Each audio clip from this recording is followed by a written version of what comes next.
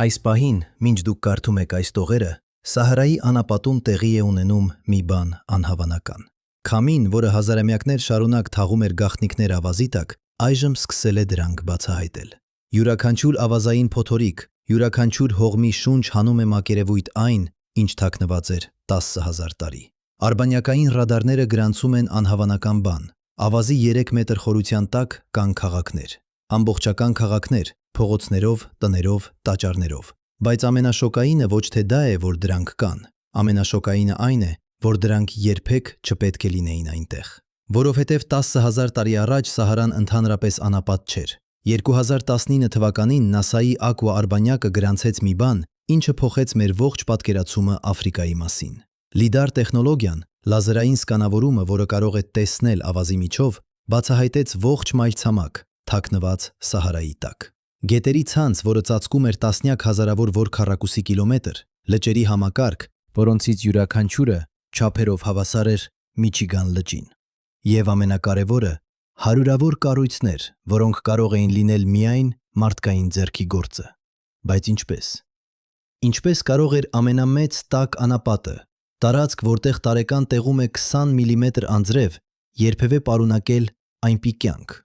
Պատասխանը փոխում է ամեն ինչ, ինչ մենք կարծում էինք գիտենալ կլիմայի, ժամանակի և քաղաքակրթության մասին։ Երկրաբան Ստեֆեն Քրեպելինը Քյոլնի համալսարանից 15 տարի ծախսեց Սահարայի հյուսիսային մասում, հորատանցքեր անելով ավազի խորքերում։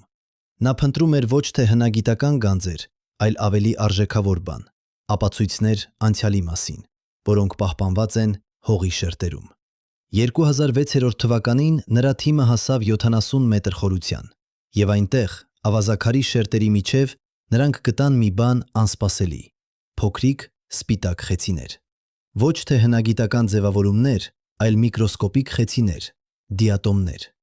Միաբջիջ օրգանիզմներ, որոնք ապրում են միայն քաղցր ջրում։ Դիատոմները պատմում էին պատմություն, յուրաքանչյուր շերտ ներկայացնում էր 100 տարի, և այդ շերտերում Քրեպելինը կարդաց Սահարայի կենսագրությունը, գրված միկրոսկոպիկ կենդանիների լեզվով։ 6000-ից 10,000 տարի առաջ, այնտեղ, որտեղ այժմ տարածվում է անվերջ հավազ, գոյություն ուներ ջրային աշխարհ։ Ոչ թե մեկ կամ երկու լիճ, ամբողջ ջրային համակարգ, գետերով, որոնք հոսում էին հյուսիս դեպի Միջերկրական ծով և արևելք դեպի Նեղոսը։ Լճեր, որոնք գոյություն ունեցան հազարավոր տարիներ։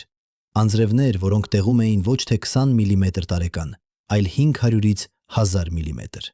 Բայց ինչպես կարող էր ամբողջ մայրցամաք այդպես փոխվել։ Պատասխանը կայանում է երկնքում, երկրի առանցքի թեքության մեջ։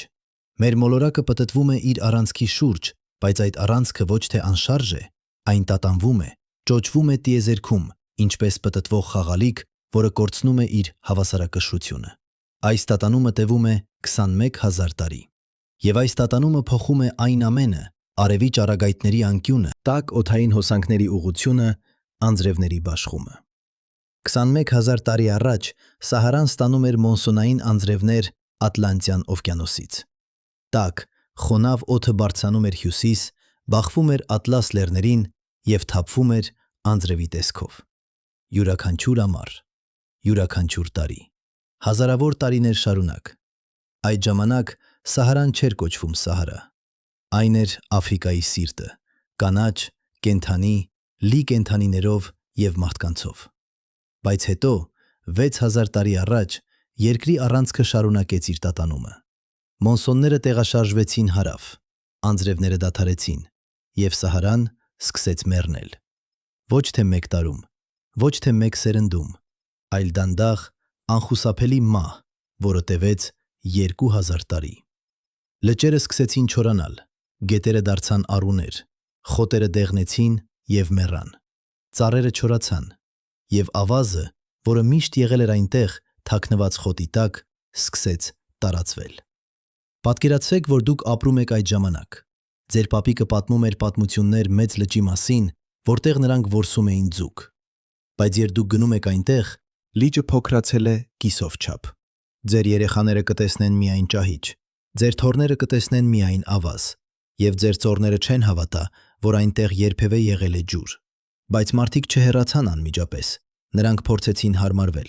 2005 թվականին բրիտանացի հնագետ Ջուդիթ Վենդորֆը հայտնագործեց մի բան անհավանական Եգիպտոսի և Լիբիայի սահմանին։ Արբանյակային լուսանկարները ցույց էին տալիս տարօրինակ ձևես ավազի տակ, շրջանաձև կառույցներ, որոնք չէին կարող լինել բնական։ Երբ նրա թիմը սկսեց պեղումներ, նրանք գտան ամբողջ գյուղ, թաղված 3 մետր ավազի տակ։ Տները կառուցված էին քարից, փողոցները պլանավորված էին ճիշտ անկյուններով, և կենտրոնում կար մի կառույց, որը կարող էր լինել միայն տաճար կամ հավաքման վայր։ Ռադիոածխածնային վերլուծությունը ցույց տվեց, այս գյուղը բնակեցված էր 7000 տարի առաջ, այն ժամանակ, երբ Սահարան արդեն սկսել էր չորանալ։ Բայց մարդիկ դեռ այնտեղ էին։ Նրանք փորել էին ջրհորներ, կառուցել էին ջրամբարներ հավաքելու անձրևաջուրը, ստեղծել էին ոռոգման համակարգեր, նրանք պայքարում էին, և որոշ ժամանակ նրանք հաղթում էին։ Բայց ավազը անխուսափելի էր։ Վենդորֆի թիմը գտավ ապացույցներ, որ գյուղը լքվել էր հանկարծակի, ոչ թե աստիճանաբար։ Գործիքները մնացել էին տներում, կերամիկական անոթները իրենց տեղերում։ Կարծես մարդիկ պարզապես վեր կացան մի առավոտ և հեռացան։ Հավանաբար նրանք տեսան ավազային փոթորիկ, որը մոտենում էր հորիզոնից։ Փոթորիկ, որը տևեց ոչ թե ժամեր, այլ օրեր։ Փոթորիկ, որը թաղեց ամեն ինչ։ Եվ նրանք հասկացան, որ պայքարը ավարտված է։ Բայց որտեղ գնացին նրանք։ Արբանյակային տվյալները ցույց են տալիս պատասխանը։ Երբ Սահարան չորանում էր, մարդիկ տեղափոխվում էին երկու ուղղությամբ։ Մի մասը գնաց հարավ, դեպի այն, ինչ այժմ Սահարայից հարավ Աֆրիկան է, որտեղ դեռ կային անձրևներ։ Մյուս մասը գնաց հյուսիս և արևելք, դեպի Նեղոսի հովիտը։ Եվ հենց այնտեղ, Նեղոսի ափերին, նրանք ստեղծեցին մի բան, ինչը կփոխեր աշխարհը՝ եգիպտական քաղաքակրթությունը։ Բայց դա ոչ թե պատահականություն էր, դա էր Սահարայի ժառանգությունը։ Համբուրգի համալսարանի կլիմայաբան Մարտին Կլաուսենը 2012 թվականին ստեղծեց համակարգչային մոդել, վերականգնելու Սահարայի կլիման վերջին 15000 տարիների ընթացքում։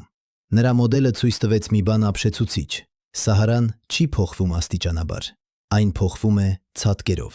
100 տարիների ընթացքում կլիման կարող է մնալ հարաբերականորեն կայուն, բայց հետո, ընդամենը 20 կամ 30 տարվա ընթացքում ամեն ինչ կարող է փոխվել։ Անձրևները կարող են դադարել գրեթե ամբողջությամբ, կամ հակառակը, անապատը կարող է դառնալ սավաննա ընդամենը 1 սերնդի ընթացքում։ Սա կոչվում է կլիմայական շեմ։ Համակարգը կարող է դիմակայել փոփոխություններին որոշ ժամանակ, բայց երբ այն հասնում է որոշակի կետի, ամեն ինչ փլուզվում է միանգամից։ Եվ Սահարան անցել է այդ շեմը, ոչ թե մեկ անգամ, այլ բազմիցս։ Կլաուսենի մոդելը ցույց է տալիս, որ վերջին 100,000 տարիների ընթացքում Սահարան եղել է կանաչ առնվազն 5 անգամ։ Յուրաքանչյուր 21000 տարին մեկ, երբ երկրի առանցքի տատանումը հասնում է իր ծայրահեղ կետին, մոնսոնները վերադառնում են, անձրևները սկսվում են, և անապատը վերածվում է այգու։ Այս ցիկլը կրկնվել է անթիվ անգամներ, և այն կրկնվելու է կրկին։ Բայց ամենաանհավանականը ոչ թե դա է, որ Սահարան փոխվում է, ամենաանհավանականը այն է, թե ինչ է թաքնված ավազի տակ։ 2019 թվականին ֆրանսիացի հնագետ Թիերի Տիլետը հրապարակեց հետազոտություն, որը ցնցեց գիտական համայնքը։ Նա վերլուծել էր արբանյակային տվյալներ Սահարայի արևմտյան մասից, Մավրիտանիայից և Մալիից, և նա հայտնագործել էր ավելի քան 500 կառույց, որոնք կարող էին լինել հին բնակավայրեր։ Ոչ թե փոքրիկ գյուղեր, մեծ քաղաքներ, որոշները մինչև 2 կիլոմետր տրամագծով։ Բայց ամենաապշեցուցիչը եղավ, երբ նա համեմատեց այդ կառույցների տեղադրությունը հին գետերի քարտեզի հետ, որը վերականգնվել էր լիդար տվյալներից։ Յուրաքանչյուր քաղաք գտնվում էր գետի ափին, յուրաքանչյուր բնակավայր կապված էր ջրային ճանապարհների ցանցի հետ։ Սահարայի տակ թաքնված էր ամբողջ քաղաքակրթություն, ավելի բարդ, քան մենք երբևէ պատկերացրել էինք, և մենք նոր սկսում ենք այն բացահայտել։ Բայց ինչու հենց հիմա։ Ինչու վերջին 10 տարիների ընթացքում մենք հայտնագործում ենք ավելի շատ, քան նախորդ 100 տարիների ընթացքում։ Պատասխանը կրկին կայանում է կլիմայում, բայց այս անգամ մեր ժամանակակից կլիմայում։ Սահարան կրկին փոխվում է։ Վերջին 30 տարիների ընթացքում Սահարայի քամիների ուղղությունը փոխվել է։ Հարմատանը, տաք, չոր քամին, որը փչում է հյուսիսից, դարձել է ավելի ուժեղ և ավելի հլիհաճախակի։ Ավազային փոթորիկները, որոնք նախկինում տեղի էին ունենում տարին 1 կամ 2 անգամ, այժմ տեղի են ունենում ամիսը մի քանի անգամ։ Եվ այդ փոթորիկները անում են երկու բան միաժամանակ։ Մի կողմից Նրանք ավելացնում են ավազը որոշ վայրերում, թաղելով ավելի խորը այն, ինչ արդեն թաղված է։ Բայց մյուս կողմից նրանք հանում են ավազը այլ վայրերից, բացահայտելով այն, ինչ թաքնված էր հազարամյակներ։ 2023 թվականին եգիպտական հնագետների թիմը, որը աշխատում էր Սիվա օազիսի մոտ, նկատեց, որ ավազային բլուրը, որը նրանք ուսումնասիրում էին տարիներ շարունակ, փոքրացել է գրեթե 2 մետրով ընդամենը 1 տարվա ընթացքում, եւ ավազի տակ նրանք գտան քարե պատ, կառուցված հսկայական բլոկներից, որոնցից յուրաքանչյուրը կշռում էր մի քանի տոննա։ Պատը ձգվում էր ավելի քան 100 մետր, եւ նրանք դեռ չեն գտել դրա ծայրերը։ Ինչ որ բան հսկայական է թաղված այնտեղ, եւ ավազը դանդաղ բացահայտում է այն։ Բայց ամենազարմանալին ոչ թե հնագիտական հայտնագործություններն են, ամենազարմանալին այն է, ինչ տեղի է ունենում Սահարայի տակ, երկրի խորքում։ 2015 թվականին Բերլինի տեխնիկական համալսարանի գիդրոգեոլոգների թիմը, որը ղեկավարում էր պրոֆեսոր Մարտին Վագները, հրապարակեց հետազոտություն, որը փոխեց մեր պատկերացումները Սահարայի մասին։ Նրանք օգտագործել էին սեյսմիկ ալիքներ, տեսնելու երկրի խորքում, եւ նրանք հայտնագործել էին մի բան անհավանական։ Սահարայի տակ 100 մետրից մինչև 500 մետր խորության վրա գտնվում են հսկայական ջրային ռեզերվարներ, ոչ թե փոքրիկ ստորգետնյա լճեր, ամբողջական օվկիանոսներ, քաղցր ջրի, թաքնված քարի տակ։ Այդ ջուրը հասել է այնտեղ 10,000-ից 20,000 տարի առաջ, երբ Սահարան դեռ կանաչ էր։ Անձրևները ներթափանցել են հողի մեջ, անցել են ավազաքարի շերտերի միջով եւ հավաքվել են խորը, անթափանց քարերի վրա։ Եվ այնտեղ նրանք մնացել են, պաշտպանված ավազի հսկայական շերտից, որը ծածկում է դրանք։ Վագները հաշվարկեց, որ այդ ստորգետնյա ռեզերվարները պարունակում են բավականաչափ ջուր, ծածկելու ամբողջ Սահարան 7 մետր խորությամբ։ Սա ավելի շատ ջուր է, քան բոլոր Աֆրիկայի մակերևութային լճերում միասին։ Սա ավելի շատ ջուր է, քան Միչիգան լճում։ Եվ այդ ջուրը դեռ այնտեղ է։ Բայց ինչու սա կարևոր է։ Ինչու պետք է մեզ հետաքրքրի ջուրը, որը թաքնված է հարյուրավոր մետր խորության վրա։ Պատասխանը կայանում է նրանում, թե ինչ կարող է տեղի ունենալ, եթե այդ ջուրը սկսի բարձրանալ։ Երկրի տակ տեղի են ունենում շարժումներ։ Տեկտոնական սալերը, որոնք կազմում են Աֆրիկայի մայրցամաքը, դանդաղ, բայց անդադար շարժվում են։ Արևելյան Աֆրիկայի ճաքը, հսկայական ճեղք, որը սկսում է Եթովպիայից եւ ձգվում է հարավ մինչև Մոզամբիկ, լայնանում է 1 սանտիմետրով տարեկան։ Սա կարծես քիչ է, բայց երկրաբանական ժամանակի մասշտաբով սա շատ արագ է։ Եվ այդ շարժումները ազդում են ստորգետնյա ջրի վրա։ 2017 թվականին Կալիֆոռնիայի տեխնոլոգիական ինստիտուտի սեյսմոլոգ Ռաշել Ադդամսը նկատեց մի բան տարօրինակ իր սարքավորումների ցուցմունքներում։ Նա ուսումնասիրում էր Արևելյան Աֆրիկայի ճաքի սեյսմիկ ակտիվությունը,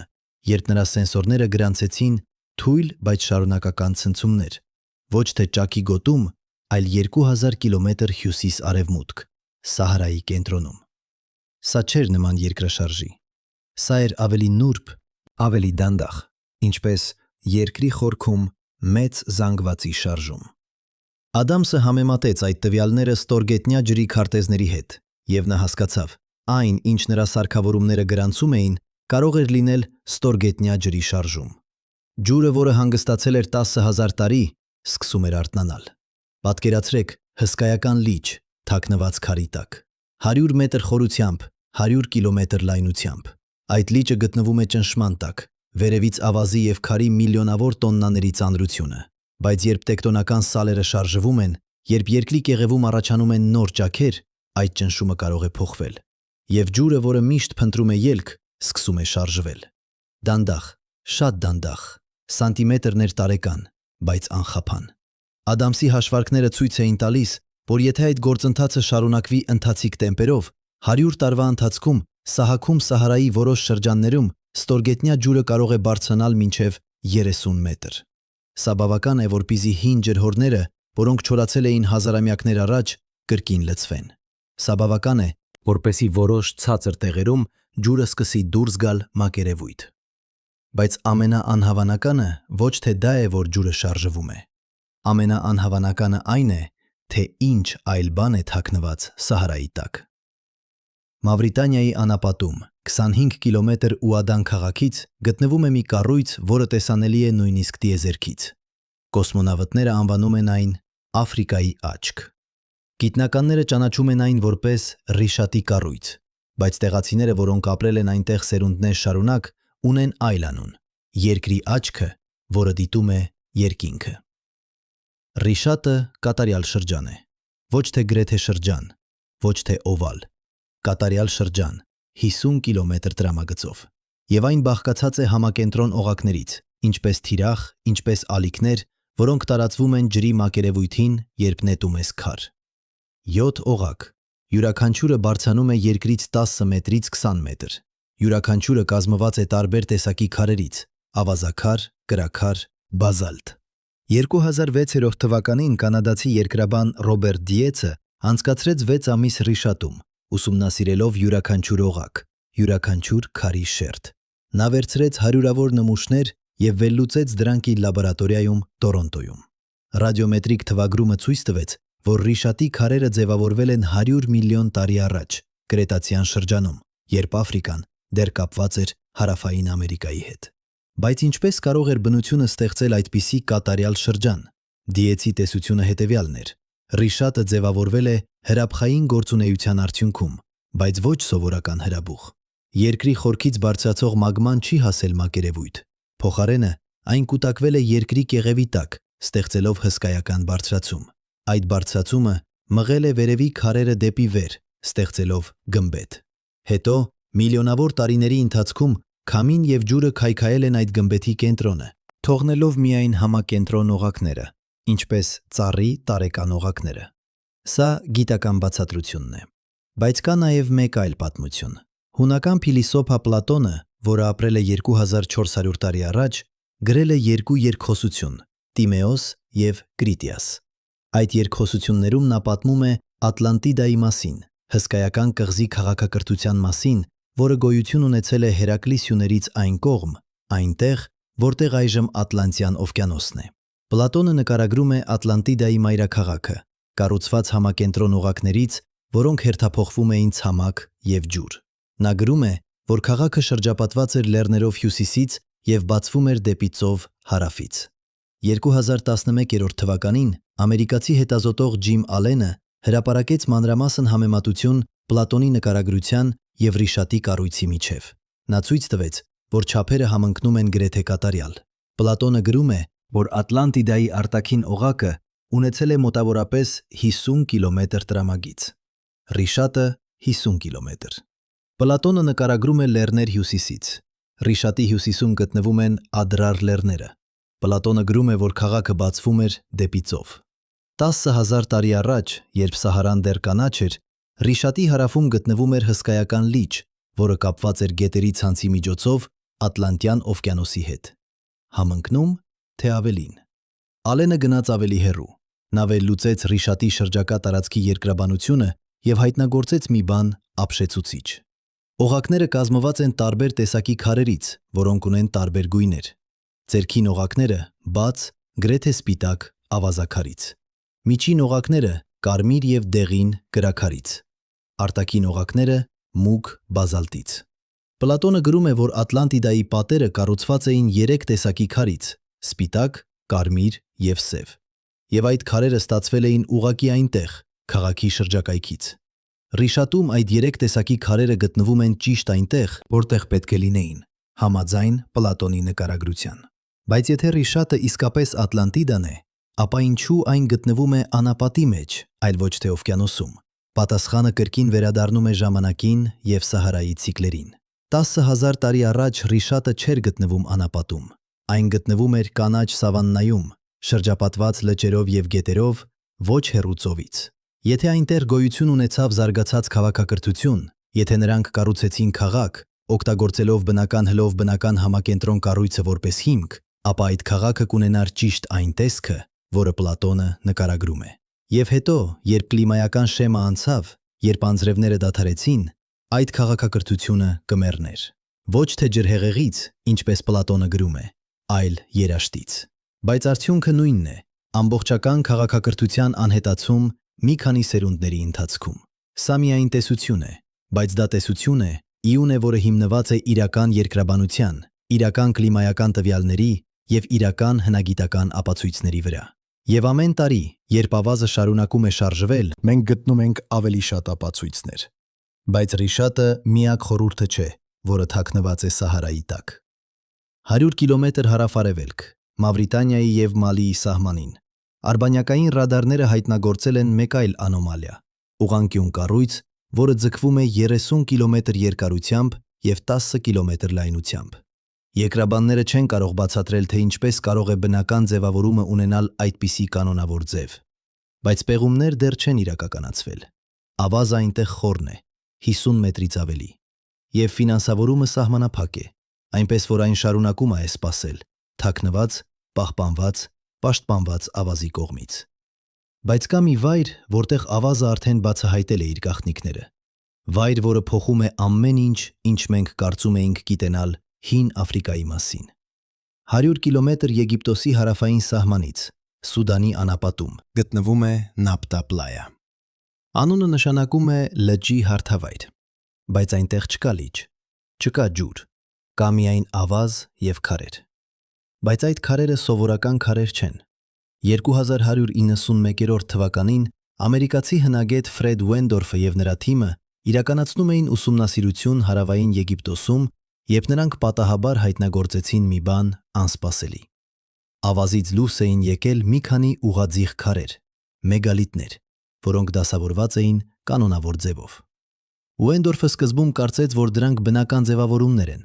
բայց երբ նրանք սկսեցին մաքրել ավազը, նրանք հասկացան, որ այդ քարերը տեղադրված էին մարդկային ձեռքով։ Եվ դրանք ոչ թե պարզապես քարեր էին, դրանք էին աստղագիտական օբսերվատորիա։ Նապտա Պլայայի մեգալիթները դասավորված են այնպես, որ նշում են կարևոր աստղագիտական իրադարձություններ՝ ամառային արևադարձը, ձմեռային արևադարձը, որոշ աստղերի ելքը հորիզոնից։ Կենտրոնում կա շրջանաձև կառույց 12 քարից, որոնք ձևավորում են տարեկան օրացույց։ Մոտակայքում կան ավելի փոքր քարեր, որոնք դասավորված են գծերով, ցույց տալով Օրիոնի համաստեղության դիրքը երկնքում։ Ռադիոածխածնային թվագրումը ցույց տվեց մի բան ապշեցուցիչ։ Նապտա Պլայայի մեգալիթները կառուցվել են 7000 տարի առաջ։ Սա 1000 տարի առաջ է Ստոունհենջից, 2000 տարի առաջ եգիպտական բուրգերից։ Այս ժամանակ Եգիպտոսում դեռ չկային քաղաքներ, չկային ֆարավոններ, չկար գրություն։ Բայց Սահարայում, այնտեղ, որտեղ այժմ տարածվում է անապատ, մարդիկ արդեն կառուցում էին քարե օբսերվատորիաներ, դիտելու աստղերը։ Ո՞վ էին նրանք։ Ինչպես էին նրանք ձեռք բերել այդպիսի գիտելիքներ աստղագիտության մասին, և ինչու էին նրանք կառուցում այդ կառույցները հենց աստղագիտության մասին, և ինչու էին նրանք կառուցում այդ կառույցները հենց աստղագիտության մասին, և ինչու էին նրանք կառուցում այդ կառույցները հենց աստղագիտության մասին, և ինչու էին նրանք կառուցում այդ կառույցները հենց աստղագիտության մասին, և ինչու էին նրանք կառուցում այդ կառույցները հենց աստղագիտության մասին, և ինչու էին նրանք կառուցում այդ կառույցները հենց աստղագիտության մասին, և ինչու էին նրանք կառուցում այդ կառույցները հենց աստղագիտության մասին, և ինչու էին նրանք կառուցում այդ կառույցները հենց աստղագիտության մասին, և ինչու էին նրանք կառուցում այդ կառույցները հենց աստղագիտության մասին, և ինչու էին նրանք կառուցում այդ Ստեղծելով լիճ մի քանի կիլոմետր լայնությամբ։ Այդ լիճը գոյություն ուներ 3 կամ 4 ամիս, հետո դանդաղ չորանում էր, բայց այդ ժամանակահատվածում այն դառնում էր կենսական կենտրոն՝ ձկներով, թռչուններով, վայրի կենդանիներով։ Եվ մարդիկ գալիս էին այնտեղ, որսալու, ձկնորսելու, հավաքելու ջուր։ Բայց Նապտա Պլայայի մարդիկ անում էին ավելին, քան պարզապես գոյատևում։ Նրանք դիտում էին երկինքը։ Նրանք նկատել էին, որ որոշ աստղեր հայտնվում են հորիզոնում ճիշտ այն ժամանակ, երբ սկսվում են անձրևները։ Նրանք հասկացել էին, որ երկնքի ցիկլերը կապված են երկրի ցիկլերի հետ, և նրանք ստեղծել էին գործիք կանխատեսելու այդ ցիկլերը։ Սա էր գիտության սկիզբը։ Ոչ թե Միջագետքում, ոչ թե Եգիպտոսում, այլ Սահարայում, տեղ, որը այժմ համարվում է կյանքի համար անպիտան։ Բայց հետո կլիմայական շեմը անցավ, անձրևները դադարեցին, լիճը չորացավ, և Նապտա Պլայայի մարդիկ հեռացան։ Որոշները գնացին հյուսիս, դեպի Նեղոսի հովիտը, և հնարավոր է, որ նրանք տարան իրենց հետ իրենց գիտելիքները աստղերի մասին, ժամանակի մասին, ցիկլերի մասին։ Գիտելիքներ, որոնք հետագայում դարձան եգիպտական քաղաքակրթության հիմքը։ 2018 թվականին բրիտանացի աստղաֆիզիկոս Թոմաս Բրոֆին հրապարակեց հետազոտություն, որը համեմատում էր Նապտա Պլայայի քարերի դասավորությունը եգիպտական բուրգերի դասավորության հետ։ Նա հայտնագործեց ապշեցուցիչ համընկնումներ։ Նապտա Պլայայի կենտրոնական շրջանաձև կառույցը դասավորված է այնպես, որ ցույց է տալիս Օրիոնի համաստեղության դիրքը երկնքում 7000 տարի առաջ։ Գիզայի բուրգերը դասավորված են այնպես, որ ցույց են տալիս Օրիոնի համաստեղության դիրքը երկնքում 4500 տարի առաջ։ Նույն համաստեղությունը, նույն աստղագիտական գիտելիքները, բայց 2500 տարի տարբերություն։ Սա կարող է նշանակել, որ եգիպտացիները ժառանգել են իրենց աստղագիտական գիտելիքները Նապտա Պլայայի մարդկանցից, կամ ավելի հավանական, որ երկու քաղաքակրթությունները ունեին ընդհանուր ակունք, ավելի հին մշակույթ, որը գոյություն ունեցավ Սահարայում, երբ այն դեռ կանաչ էր։ Բայց եթե դա ճիշտ է, ապա որտեղ են այդ ավելի հին քաղաքակրթության մնացորդները։ Որտեղ են նրանց քաղաքները, նրանց տաճարները, նրանց գրությունները։ Պատասխանը պարզ է՝ ավազի տակ, դեռ չբացահայտված, դեռ սպասում։ 2022 թվականին իտալացի հնագետ Մարկո Մորենոն ղեկավարեց արշավ Լիբիայի անապատ Ֆեզանի շրջան։ Նրանք օգտագործում էին նոր տեխնոլոգիա՝ գետնախորշային ռադար, որը կարող է տեսնել մինչև 10 մետր խորություն։ Եվ նրանք հայտնագործեցին մի բան անհավանական։ Ավազի տակ 6 մետր խորության վրա գտնվում էր ամբողջ քաղաք, փողոցներով, որոնք դասավորված էին ուղղանկյուն ցանցով, շենքերով, որոնք ունեին հիմքեր քարից, և կենտրոնական հրապարակ 100 մետր տրամագծով։ Ռադիոածխացնային թվագրումը ցույց տվեց, որ այդ քաղաքը կառուցվել և բնակեցված է եղել 6000-ից 8000 տարի առաջ։ Այն ժամանակ, երբ Սահարան դեռ կանաչ էր, բայց արդեն սկսել էր չորանալ։ Քաղաքի դասավորությունը ցույց էր տալիս զարգացած քաղաքաշինություն։ Փողոցները լայն էին, բավական, որպեսզի անցնեն կառքերը։ Շենքերը կառուցված էին ստանդարտացված չափերով։ Կենտրոնական հրապարակը շրջապատված էր մեծ կառույցներով, որոնք կարող էին լինել տաճարներ կամ վարչական շենքեր։ Սա չէր գյուղ, սա էր քաղաք, պլանավորված, կազմակերպված, կառուցված մարդկանց կողմից, որոնք ունեին զարգացած ճարտարապետական գիտելիքներ։ Բայց ով էին նրանք։ Մորենոն և նրա թիմը գտան որոշ ակնարկներ։ Քաղաքի ծայրերում նրանք հայտնագործեցին մեծ կառույցներ, ավազաքարից կառուցված ավազաններ, որոնք օգտագործվել են ջուր պահելու համար։ Յուրաքանչյուր ավազան կարող էր պարունակել մոտավորապես 100,000 լիտր ջուր, և կային տասնյակ այդպիսի ավազաններ։ Սա նշանակում էր, որ քաղաքի բնակիչները գիտեին, որ անձրևները դադարում են։ Նրանք պատրաստվում էին երաշտին։ Նրանք կառուցում էին ենթակառուցվածք, պահելու ջուրը, երբ այն դեռ կար։ Նրանք փորձում էին գոյատևել։ Բայց ավազանները չէին բավարար։ Քաղաքը լքվել է մոտավորապես 5500 տարի առաջ։ Բնակիչները հեռացել են, թողնելով ամեն ինչ՝ գործիքները, կերամիկան, նույնիսկ որոշ զարդերը։ Կարծես նրանք հեռացել են շտապ, գուցե փախչելով ավազային փոթորիկից, որը երբեք չդադարեց։ Եվ ավազը թաղեց ամեն ինչ։ Դանդաղ, անխափան, տարեցտարի, մեկական սանտիմետր, 6000 տարվա ընթացքում 6 մետր ավազ։ Բայց այժմ, երբ կլիման կրկին փոխվում է, երբ քամիները փոխում են իրենց ուղղությունը, այդ ավազը սկսում է շարժվել։ Եվ քաղաքը, որը թաղված էր 6000 տարի, դանդաղ վերադառնում է լույսի տակ։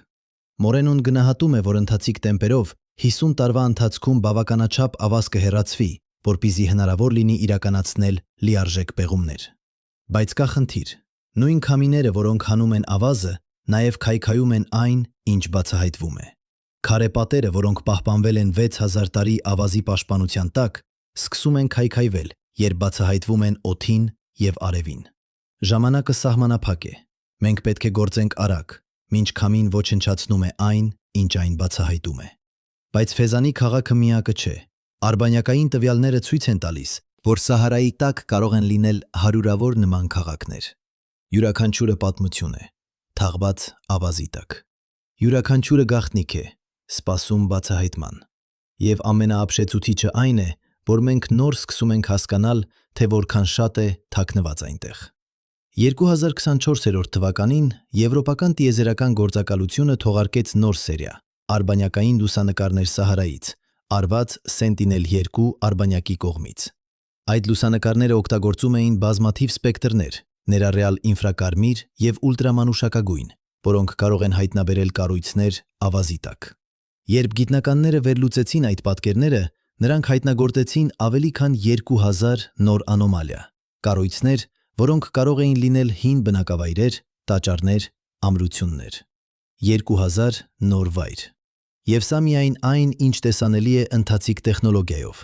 ինչ-որ բան ասում է, որ իրականում կան ավելի շատ ավելի շատ։ Բայց ինչու սա կարևոր է։ Ինչու պետք է մեզ հետաքրքրի, թե ինչ է թաքնված Սահարայի ավազի տակ։ Ինչ կարող է սովորեցնել մեզ հին քաղաքակրթությունների մասին, որոնք մեռել են հազարամյակներ առաջ։ Պատասխանը կայանում է ոչ թե անցյալում, այլ ապագայում։ Սահարան ցույց է տալիս մեզ, թե ինչ կարող է տեղի ունենալ, երբ կլիման փոխվում է արագ։ Այն ցույց է տալիս, որ ամբողջական էկոհամակարգերը կարող են անհետանալ մի քանի սերունդների ընթացքում։ Որ քաղաքակրթությունները, որոնք թվում էին հզոր և անխոցելի, կարող են փլուզվել, երբ նրանց շրջակա միջավայրը փոխվում է։ Եվ որ բնությունը չի հարգում մեր սահմանները, մեր քաղաքները, մեր պատմությունը։ Երբ կլիմայական շեմը անցնում է, ամեն ինչ կարող է փոխվել։ Բայց Սահարան նաև ցույց է տալիս մեկ այլ բան։ Այն ցույց է տալիս, որ փոփոխությունները ցիկլիկ են, որ անապատները կարող են դառնալ այգիներ, որ այն, ինչ կորած է, կարող է վերագտնվել, որ կյանքը միշտ գտնում է ճանապարհ վերադառնալու։ 2025 թվականին կլիմայաբանների միջազգային թիմը հրապարակեց կանխատեսում Սահարայի ապագայի մասին։ Նրանց մոդելները ցույց են տալիս, որ եթե երկրի առանցքի ընթացիկ տատանումը շարունակվի, հաջորդ 10,000 տարիների ընթացքում Սահարան դանդաղ կսկսի ստանալ ավելի շատ անձրև։ Ոչ թե անմիջապես, ոչ թե մեկ սերնդում, բայց աստիճանաբար, անխուսափելիորեն մոնսոնները կվերադառնան, անձրևները կսկսվեն և անապատը կսկսի կանաչել։ Սա կտեղի ունենա ոչ թե եթե, այլ երբ։ Եվ երբ դա տեղի ունենա, երբ Սահարան կրկին դառնա սավաննա, բոլոր այդ քաղաքները, բոլոր այդ տաճարները, բոլոր այդ գաղտնիքները, որոնք այժմ թաղված են ավազի տակ, կբացահայտվեն։ Ոչ թե քամու կողմից, այլ անձրևի կողմից, լվանից, լվանալով ավազը, բացահայտելով այն, ինչ թաքնված է 10,000 տարի։ Եվ մենք կտեսնենք, թե ով իսկապես էինք։ Ոչ թե որպես առանձին ազգեր կամ քաղաքակրթություններ, այլ որպես տեսակ, որը ապրել է այս մոլորակի վրա 100 հազարավոր տարիներ, հարմարվելով, գոյատևելով, կառուցելով և կորցնելով, բայց միշտ շարունակելով։ Սահարան պահում է մեր պատմությունը, ոչ թե միայն վերջին 10,000 տարիների պատմությունը, այլ ավելի խորը, այն ժամանակների պատմությունը, երբ մենք նոր սկսում էինք դառնալ այն, ինչ մենք այժմ ենք։ Եվ այդ պատմությունը դեռ գրված չէ։ Այն դեռ թաքնված է ավազի տակ, սպասում, մինչև քամին, ժամանակը և կլիման բացահայտեն այն։ Բայց մենք չենք կարող պարզապես սպասել, որովհետև ինչպես Սահարան սովորեցրեց մեզ, ժամանակը սահմանափակ է։ Կլիման փոխվում է, ավազը շարժվում է,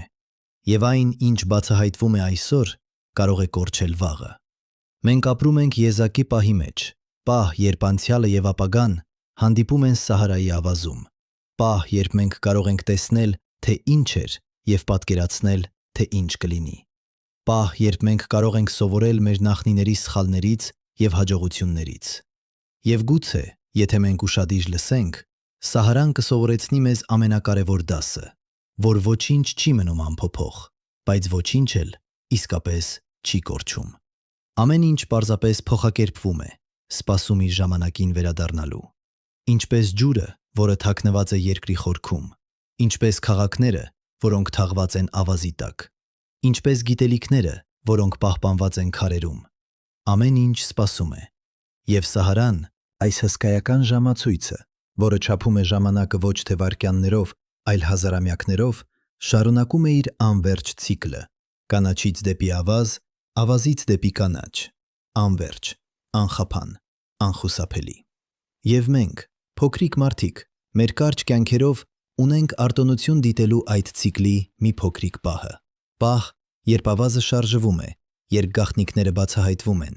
երբ անցյալը վերադառնում է ներկա։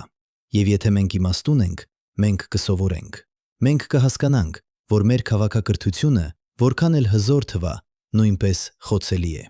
Որ կլիման, որը մենք համարում ենք կայուն, իրականում գտնվում է նուրբ հավասարակշռության մեջ, եւ որ մենք, ինչպես Սահարայի հին բնակիչները, պետք է ընտրություն կատարենք, հարմարվել կամ անհետանալ։ Բայց մինչ այդ, մինչ ապագան ժամանում է, Սահարան շարունակում է պահել իր գաղտնիքները, շարունակում է սպասել, շարունակում է հիշել։ Եվ ավազը, այդ անվերջ ավազը, շարունակում է պատմել իր պատմությունը նրանց, ովքեր պատրաստ են լսել։ 2024 թվականի մարտին NASA-ի Goddard տիեզերական թռիչքների կենտրոնում տեղի ունեցավ մի բան, որը փոխեց մեր ողջ պատկերացումը Սահարայի մասին։ Կլիմայաբան Սյուզան Նաթանսոնը վերլուծում էր տվյալներ Grace արբանյակներից, սարքավորումներ, որոնք չափում են երկրի ձգողականության դաշտի փոփոխությունները։ Այդ փոփոխությունները տունները թույլ են տալիս հայտնաբերել ստորգետնյա ջրի շարժումները, նույնիսկ հարյուրավոր մետր խորության վրա։ Եվ այն, ինչ Նաթանսոնը տեսավ իր էկրանին, ստիպեց նրան կանչել իր ամբողջ թիմին։ Սահարայի տակ, հատկապես արևելյան Սահարայում, Լիբիայի և Չադի սահմանին, ստորգետնյա ջուրը շարժվում էր։ Ոչ թե դանդաղ, աննկատ շարժում, որը սովորական է երկրաբանական ժամանակի համար,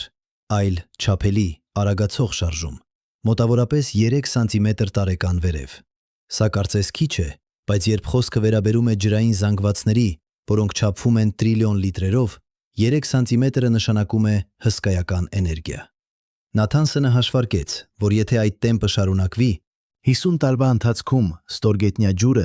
կբարձրանա 1 մետր 50 սանտիմետր, 100 տարվա ընթացքում 3 մետր։ Եվ որոշ վայրերում, որտեղ երկրի կեղևը ավելի բարակ է, որտեղ կան բնական ճաքեր և ճեղքեր, այդ ջուրը կարող է սկսել դուրս գալ մակերևույթ շատ ավելի շուտ։ Բայց ինչու հենց հիմա։ Ինչու ստորգետնյա ջուրը, որը հանգստացել է 10,000 տարի, հանկարծ սկսեց շարժվել։ Պատասխանը կայանում է 2 գործոնների համադրության մեջ։ Առաջինը՝ տեկտոնական ակտիվությունը։ Արևելյան Աֆրիկայի ճաքը, որը լայնանում է 1 սանտիմետրով տարեկան, ստեղծում է լարվածություն երկրի կեղևում, ոչ միայն ճաքի գոտում, այլ հազարավոր կիլոմետր շուրջը։ Այդ լարվածությունը բացում է միկրոսկոպիկ ճաքեր քարերում, ճաքեր, որոնք թույլ են տալիս ջրին շարժվել։ Երկրորդը՝ ճնշման փոփոխությունը։ Վերջին 30 տարիների ընթացքում Սահարայի վերևի ավազի շերտը փոքրացել է միջինում 3 մետրով, քամիների պատճառով։ 3 մետր ավազ նշանակում է 3 մետր ճնշման նվազում։ Եվ այդ նվազումը թույլ է տալիս ստորգետնյա ջրին ընդլայնվել, բարձրանալ։ 2 գործոն միասին ստեղծում են կատարյալ պայմաններ ստորգետնյա ջրի արթնացման համար։ Բայց ինչ կլինի, եթե այդ ջուրը իսկապես հասնի մակերևույթին։ Ինչ կլինի, եթե Սահարայի մեջ, այնտեղ որտեղ հազարամյակներ շարունակ չի եղել ջուր, հանկարծ հայտնվեն աղբյուրներ, լճեր, նույնիսկ գետեր։ 2025 թվականին Օքսֆորդի համալսարանի էկոլոգ Դեյվիդ Թոմասը ստեղծեց համակարգչային մոդել, կանխատեսելու, թե ինչ կտեղի ունենա, եթե Սահարայի որոշ շրջաններում վերահայտնվի ջուր։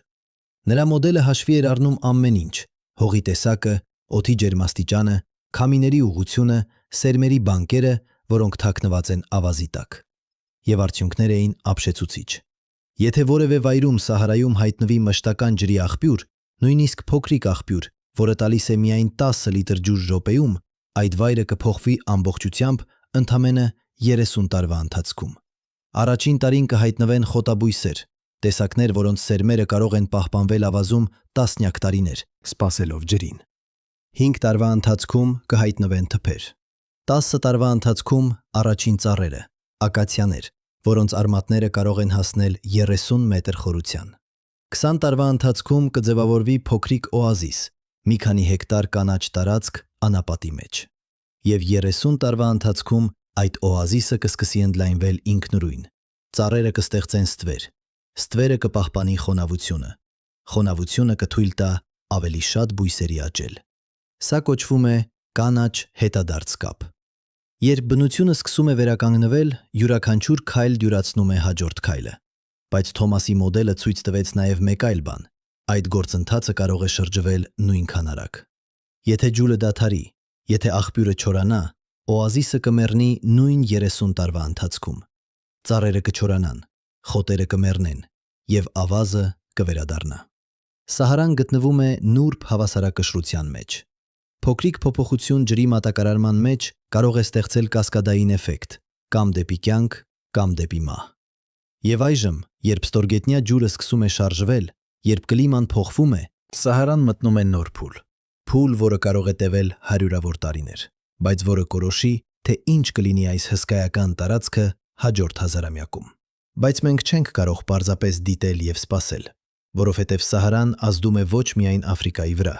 այն ազդում է ամբողջ մոլորակի վրա։ Յուրաքանչյուր տարի Սահարայից ազդում է, բարձրանում է մոտավորապես 110 միլիոն տոննա ավազ եւ փոշի։ Այդ ավազը տարվում է քամիներով հազարավոր կիլոմետր հեռավորության վրա։ Մի մասը ընկնում է Միջերկրական ծովում, որտեղ այն պարունակում է սննդանյութեր, երկաթ եւ ֆոսֆոր, որոնք սնուցում են ֆիտոպլանկտոնը։ Մեկ այլ մասը հասնում է Ատլանտյան օվկիանոս եւ տարվում է մինչեւ Ամազոնյան անտառներ, 6000 կիլոմետր հեռավորության վրա։ Այնտեղ այն ընկնում է անձրևների հետ եւ պարարտացնում է հողը, որը այլապես կլվացվեր անընդհատ անձրևներից։ Սահարայի ավազը սնուցում է Ամազոնյան անտառները, անապատը սնուցում է ամենամեծ անտառը երկրի վրա։ Սա մեկ այլ պարադոքս է։ Կյանքը եւ մահը կապված են անբաժանելիորեն։ Բայց երբ Սահարան փոխվում է, երբ ավազի քանակը նվազում կամ ավելանում է, դա ազդում է ամբողջ համակարգի վրա։ 2019 թվականին Մայամիի համալսարանի օվկիանոլոգ Պատրիսիա Չազարետը հրապարակեց հետազոտություն, որը ցույց էր տալիս կապը Սահարայի ավազային փոթորիկների եւ Ատլանտյան օվկիանոսի ֆիտոպլանկտոնի միջև։ Տարիներին, երբ Սահարայից բարձրանում էր ավելի շատ ավազ, ֆիտոպլանկտոնի քանակը ավելանում էր 20%-ով։ Տարիներին, երբ ավազը քիչ էր, ֆիտոպլանկտոնը նվազում էր։ Ֆիտոպլանկտոնը սննդային շղթայի հիմքն է օվկիանոսում։ Այն սնուցում է զոոպլանկտոնին, որը սնուցում է փոքր ձկներին, որոնք սնուցում են մեծ ձկներին։ Եվ ֆիտոպլանկտոնը նաև արտադրում է թթվածին, մոտավորապես 50% ամբողջ թթվածնի, որը մենք շնչում ենք։ Սահարան ազդում է օվկիանոսի վրա։ Օվկիանոսը ազդում է մթնոլորտի վրա։ Մթնոլորտը ազդում է կլիմայի վրա։ Եվ կլիման ազդում է Սահարայի վրա։ Ամեն ինչ կապված է, ամեն ինչ փոխկապակցված է։ Եվ երբ մենք փոխում ենք մեկ տարը, մենք փոխում ենք ամբողջ համակարգը։ 2022 թվականին Գերմանիայի Պոտսդամի կլիմայական ազդեցության հետազոտությունների ինստիտուտը իրականացրեց մի փորձ, որը փորձում էր պատասխանել մի պարզ, բայց խորը հարց. ինչ կլիներ, եթե Սահարան կրկին դառնար կանաչ։ Ոչ թե 10,000 տարի հետո, երբ երկրի առանցքի տատանումը բնականորեն կբերի մոնսոնները հետ, այլ հիմա, արհեստականորեն մարդկային միջամտությամբ։ Նրանք ստեղծեցին համակարգչային մոդել, որը սիմուլյացնում էր, թե ինչ կտեղի ունենա, եթե Սահարայի մեծ մասը ծածկվեր արևային պանելներով եւ քամու տուրբիններով։ Այդ սարքավորումները կարտադրեին էներգիա, բայց նաև կփոխեին տեղական կլիման։ Արևային պանելները կլծակցնեին ավելի շատ ջերմություն, քան ավազը։ Այդ ջերմությունը կստեղծեր բարձրացող օդային հոսանքներ։ Այդ հոսանքները կներգրավեին խոնավ օդ օվկիանոսից, եւ այդ խոնավ օդը կսկսեր տեղալ որպես անձրև։ Մոդելը ցույց տվեց, որ եթե ծածկվեր Սահարայի ընդամենը 10%-ը արևային պանելներով, տեղական անձրևների քանակը կավելանար 2 անգամ։ Եթե ծածկվեր 20%-ը, անձրևները կավելանար 4 անգամ։ Եվ եթե ծածկվեր 50%-ը, Սահարան կդառնար սավաննա ընդամենը 20 տարվա ընթացքում։ Սա հնարավոր է տեխնիկապես, բայց արդյոք դա ցանկալի է։ Որովհետև մոդելը ցույց տվեց նաև հետևանքները։ Եթե Սահարան դառնա կանաչ, ավազային փոթորիկները կդադարեն։ Եթե ավազային փոթորիկները դադարեն, ամազոնյան անտառները կդադարեն ստանալ սննդանյութեր։ Եթե ամազոնյան անտառները չստանան սննդանյութեր, դրանց աճը կդանդաղի։ Եվ եթե ամազոնյան անտառների աճը դանդաղի, նրանք կլծակցեն ավելի քիչ ածխածնի երկօքսիդ։ Ավելի քիչ ածխածնի երկօքսիդի լծակցում նշանակում է ավելի շատ ածխածնի երկօքսիդ մթնոլորտում։ Ավելի շատ ածխածնի երկօքսիդ նշանակում է ավելի ջերմ կլիմա։ Մենք կփրկեինք Սահարան, բայց կվնասեինք ամազոնյան անտառները։ Մենք կստեղծեինք կյանք մի վայրում, բայց կվտանգեինք կյանքը մեկ այլ վայրում։ Սա է համակարգերի բարդությունը։ Ամեն գործողություն ունի հետևանքներ։ Ամեն լուծում ստեղծում է նոր խնդիրներ։ Եվ երբ խոսքը վերաբերում է մոլորակային մասշտաբի համակարգերին, մենք չենք կարող կանխատեսել ամեն ինչ։ Բայց սա չի նշանակում, որ մենք չպետք է փորձենք հասկանալ։ Հակառակը, սա նշանակում է, որ մենք պետք է ուսումնասիրենք ավելի խորը, մոդելավորենք ավելի ճշգրիտ, մտածենք ավելի համակարգված։ եւ Սահարան կարող է սովորեցնել մեզ, թե ինչպես դա անել։ 2024 թվականին Ճապոնիայի Ռիքեն հետազոտական ինստիտուտը մշակեց նոր մեթոդ՝ ուսումնասիրելու Սահարայի ստորգետնյա ջրի քիմիական կազմը, չպեղելով հորատանցքեր։ Նրանք օգտագործեցին սեյսմիկ ալիքներ, ոչ միայն հայտնաբերելու ջուրը, այլ նաև որոշելու դրա աղայնությունը, ջերմաստիճանը, նույնիսկ դրանում լուծված միներալների տեսակները։ Եվ այն, ինչ նրանք հայտնագործեցին, էր ապշեցուցիչ։ Սահարայի ստորգետնյա ջուրը ոչ միայն հսկայական քանակությամբ է, այն նաև անհավանական բազմազան է։ Որոշ շրջաններում ջուրը գրեթե մաքուր է, քաղցր, ներարկելի, ավելի մաքուր, քան շատ մակերևութային գետերի ջուրը։ Այլ շրջաններում այն աղի է, գրեթե նույնքան աղի, որքան ծովի ջուրը։ Որոշ վայրերում այն պարունակում է բարձր կոնցենտրացիա երկաթի, մանգանի, ցինկի։ Այլ վայրերում լիթիում, ուրան, նույնիսկ ոսկի, միկրոսկոպիկ քանակությամբ, բայց չափելի։ Այս բազմազանությունը պատմում է պատմություն։ Յուրաքանչյուր ջրային զանգված ձևավորվել է տարբեր ժամանակներում, տարբեր պայմաններում։ Որոշ ջուրը հասել է այնտեղ 10,000 տարի առաջ, վերջին կանաչ շրջանի ժամանակ։ Այլ ջուրը ավելի հին է, 20,000, 30,000, նույնիսկ 50,000 տարեկան։ Եվ յուրաքանչյուր ջրային զանգված պահպանում է տեղեկատվություն այն ժամանակի կլիմայի, մթնոլորտի, նույնիսկ կենդանական աշխարհի մասին։ Ստորգետնյա ջուրը ժամանակի կապսուլ է, արխիվ է, գրված ոչ թե թանանակով թղթի վրա, այլ միներալներով ջրի մեջ։ Ռիկենի թիմը վերլուծեց տասնյակ նմուշներ տարբեր խորություններից և տարբեր վայրերից։ Նրանք չափեցին իզոտոպների հարաբերակցությունը, թթվածնի 18 և թթվածնի 16, ջրածնի 2 և ջրածնի 1։ Այդ հարաբերակցությունները փոխվում են կախված ջերմաստիճանից և խոնավությունից, երբ ջուրը ձևավորվում է։ Եվ դրանք թույլ են տան տալիս վերականգնել կլիման այն ժամանակ, երբ ջուրը ընկավ որպես անձրև։ Արդյունքները ցույց տվեցին մի բան անսպասելի։ Սահարայի ստորգետնյա ջուրը ձևավորվել է ոչ թե մեկ կանաչ շրջանի ընթացքում, այլ առնվազն 5 տարբեր շրջանների ընթացքում, վերջին 100,000 տարիների ընթացքում։ Յուրաքանչյուր շրջան տևել է 2000-ից 5000 տարի։ Յուրաքանչյուր շրջանի միջև եղել են երաշտի շրջաններ, 10,000-ից 15,000 տարի տևողությամբ։ Սահարան ցիկլիկ է, բայց այդ ցիկլերը ոչ թե կանոնավոր են, դրանք փոխվում են, կախված բազմաթիվ գործոններից։ Երկրի առանցքի տատանումը միայն մեկ գործոն է, կան նաև օվկիանոսների հոսանքները, որոնք փոխվում են հազարավոր տարիների ընթացքում։ Կա մթնոլորտի կազմը, ածխածնի երկօքսիդի, մեթանի, ջրային գոլորշիների քանակությունը։ Կա արևի ակտիվությունը, որը փոխվում է 11 տարվա ցիկլերով, բայց նաև ավելի երկար ցիկլերով։ Ամեն ինչ ազդում է ամեն ինչի վրա, եւ արդյունքը անկանխատեսելի է։ Բայց կա մի բան, որը մենք կարող ենք ասել վստահությամբ։ Սահարան կփոխվի, ոչ թե եթե, այլ երբ եւ ինչպես։ Եվ այդ փոփոխությունը կազդի մեզ բոլորի վրա։ 2025 թվականին Միավորված ազգերի կազմակերպության շրջակա միջավայրի ծրագիրը հրապարակեց զեկույց Սահարայի ապագայի մասին։ Զեկույցը վերլուծում էր 3 սցենարներ։ Առաջին սցենարը՝ շարունակական չորացում։ Եթե ընթացիկ միտումները շարունակվեն, եթե Սահարան շարունակի ընդլայնվել հարավ, ապա հաջորդ 50 տարիների ընթացքում ևս 2 միլիոն քառակուսի կիլոմետր կդառնա անապատ։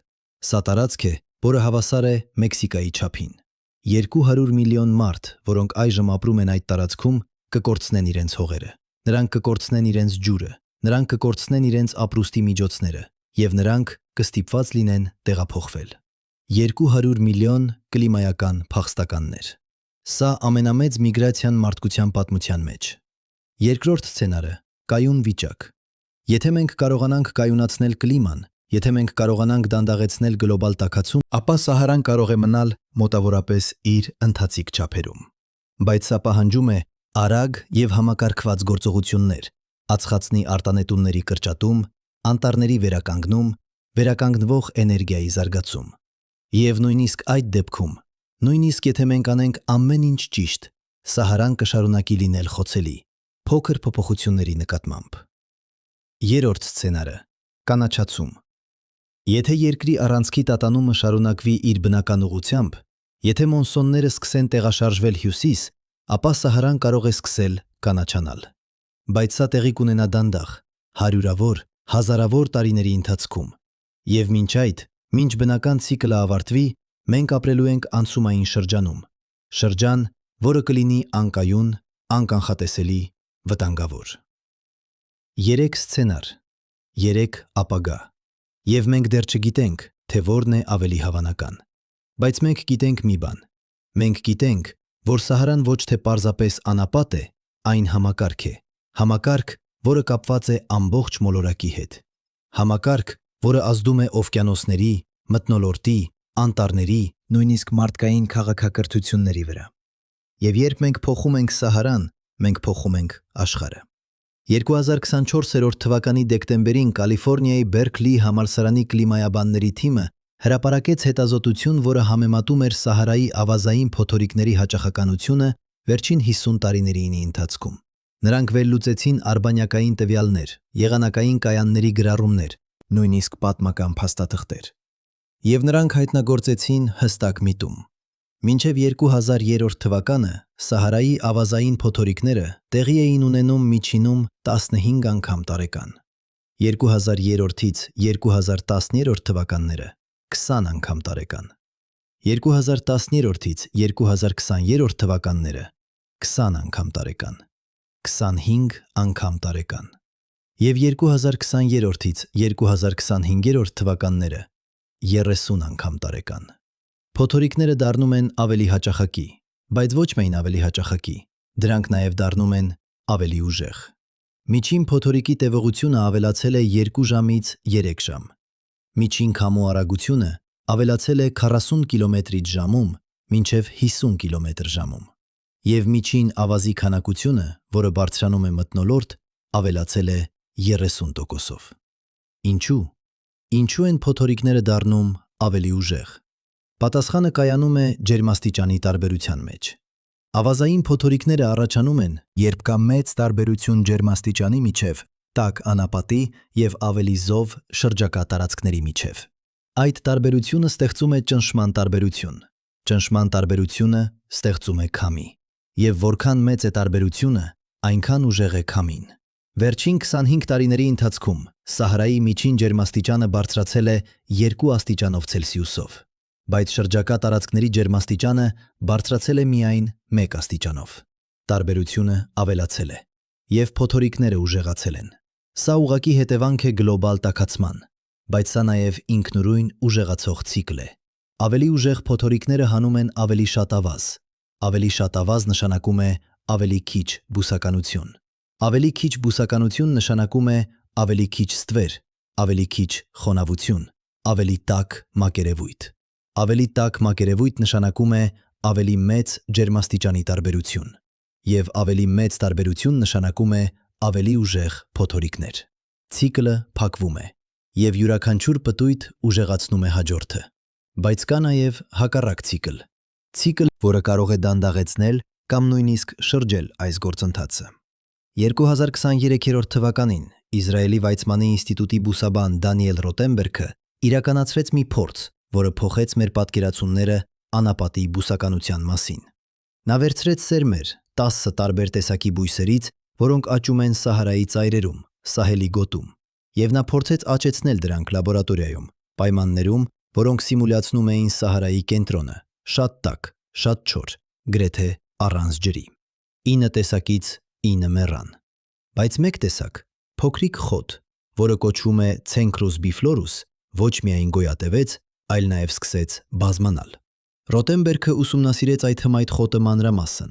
եւ նա հայտնագործ մի բան անհավանական։ Ցենքրուս բիֆլորուսի արմատները ունեն հատուկ կառուցվածք։ Նրանք ձևավորում են սիմբիոզ բակտերիաների հետ, որոնք կարող են ֆիքսել ազոտ օդից։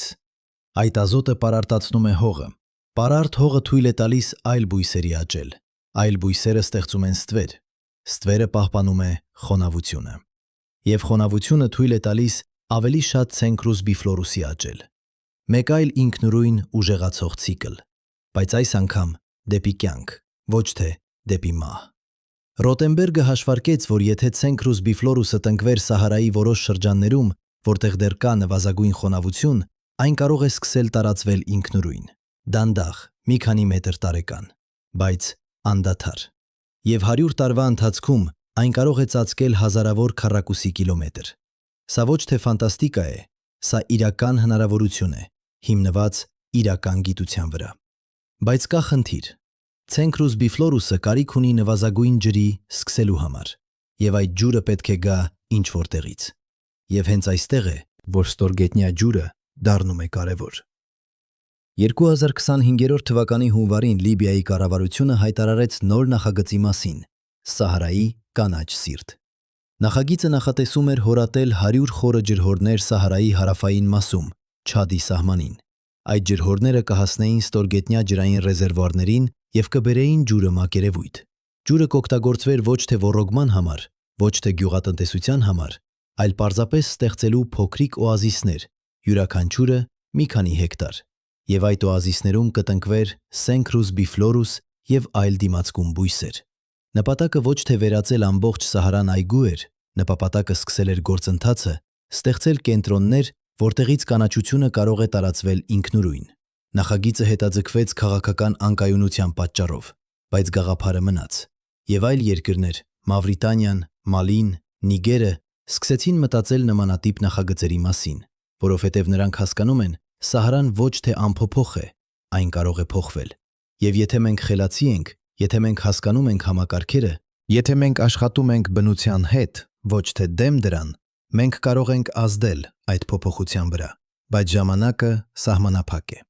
2025 թվականի փետրվարին Միջազգային կլիմայական փոփոխությունների վահանակը հրապարակեց իր վերջին զեկույցը։ Զեկույցը նախազգուշացնում էր, որ եթե գլոբալ ջերմաստիճանը բարձրանա ավելի քան 2 աստիճանով Ցելսիուսով նախարդյունաբերական մակարդակից, Սահարան կմտնի անդառնալի չորացման փուլ։ Այս փուլում անապատը կսկսի ընդլայնվել այնքան արագ, որ ոչ մի միջամտություն չի կարող դանդաղեցնել այն։ Մենք արդեն բարձրացել ենք 1.2 աստիճանով։ Մեզ մնացել է ընդամենը 0.8 աստիճան մինչև շեմը։ 0.8 աստիճան։ Սա կարծես քիչ է, բայց ընթացիկ տեմպերով մենք կհասնենք այդ շեմին մոտավորապես 2035 թվականին։ 10 տարի։ 10 տարի որոշելու համար Սահարայի ապագան։ 10 տարի որոշելու համար 200 միլիոն մարդու ճակատագիրը։ 10 տարի որոշելու համար, թե արդյոք մենք կսովորենք մեր նախնիների սխալներից, թե կրկնենք դրանք։ Բայց կա հույս։ Միշտ կա հույս, որովհետև Սահարան սովորեցրել է մեզ մի բան. փոփոխությունը անխուսափելի է,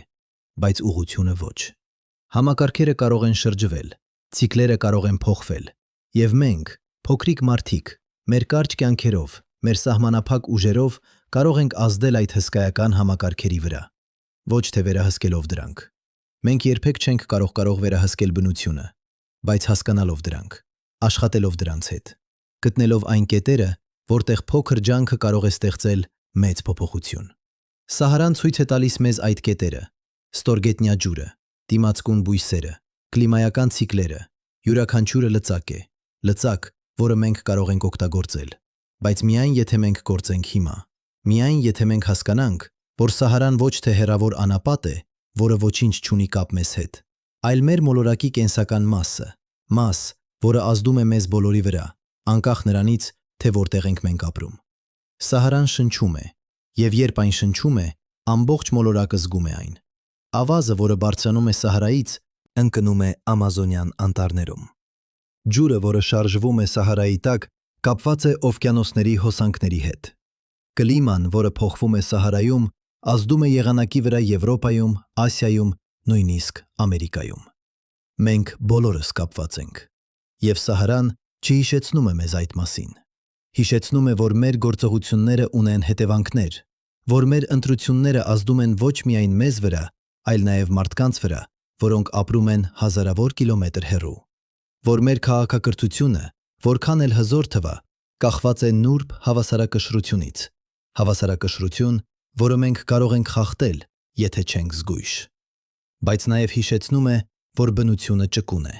որ կյանքը միշտ գտնում է ճանապարհ, որ անապատները կարող են դառնալ այգիներ, եթե պայմանները ճիշտ են, եւ որ մենք, մարդիկ, կարող ենք օգնել ստեղծել այդ ճիշտ պայմանները։ Սահարան սպասում է մեր որոշմանը, սպասում է, թե արդյոք մենք կընտրենք հասկանալ, թե կընտրենք անտեսել։ կընտրենք գործել, թե կընտրենք սպասել։ Եվ ավազը, այդ անverջ ավազը շարունակում է շարժվել, թաքցնելով գաղտնիքներ, բացահայտելով պատմություններ, հիշեցնելով մեզ, որ ժամանակը անցնում է, բայց դասերը մնում են։ Դասեր, որոնք գրված են ոչ թե գրքերում, այլ քարերում, ոչ թե թանաքով, այլ ջրով, ոչ թե բառերով, այլ ցիկլերով։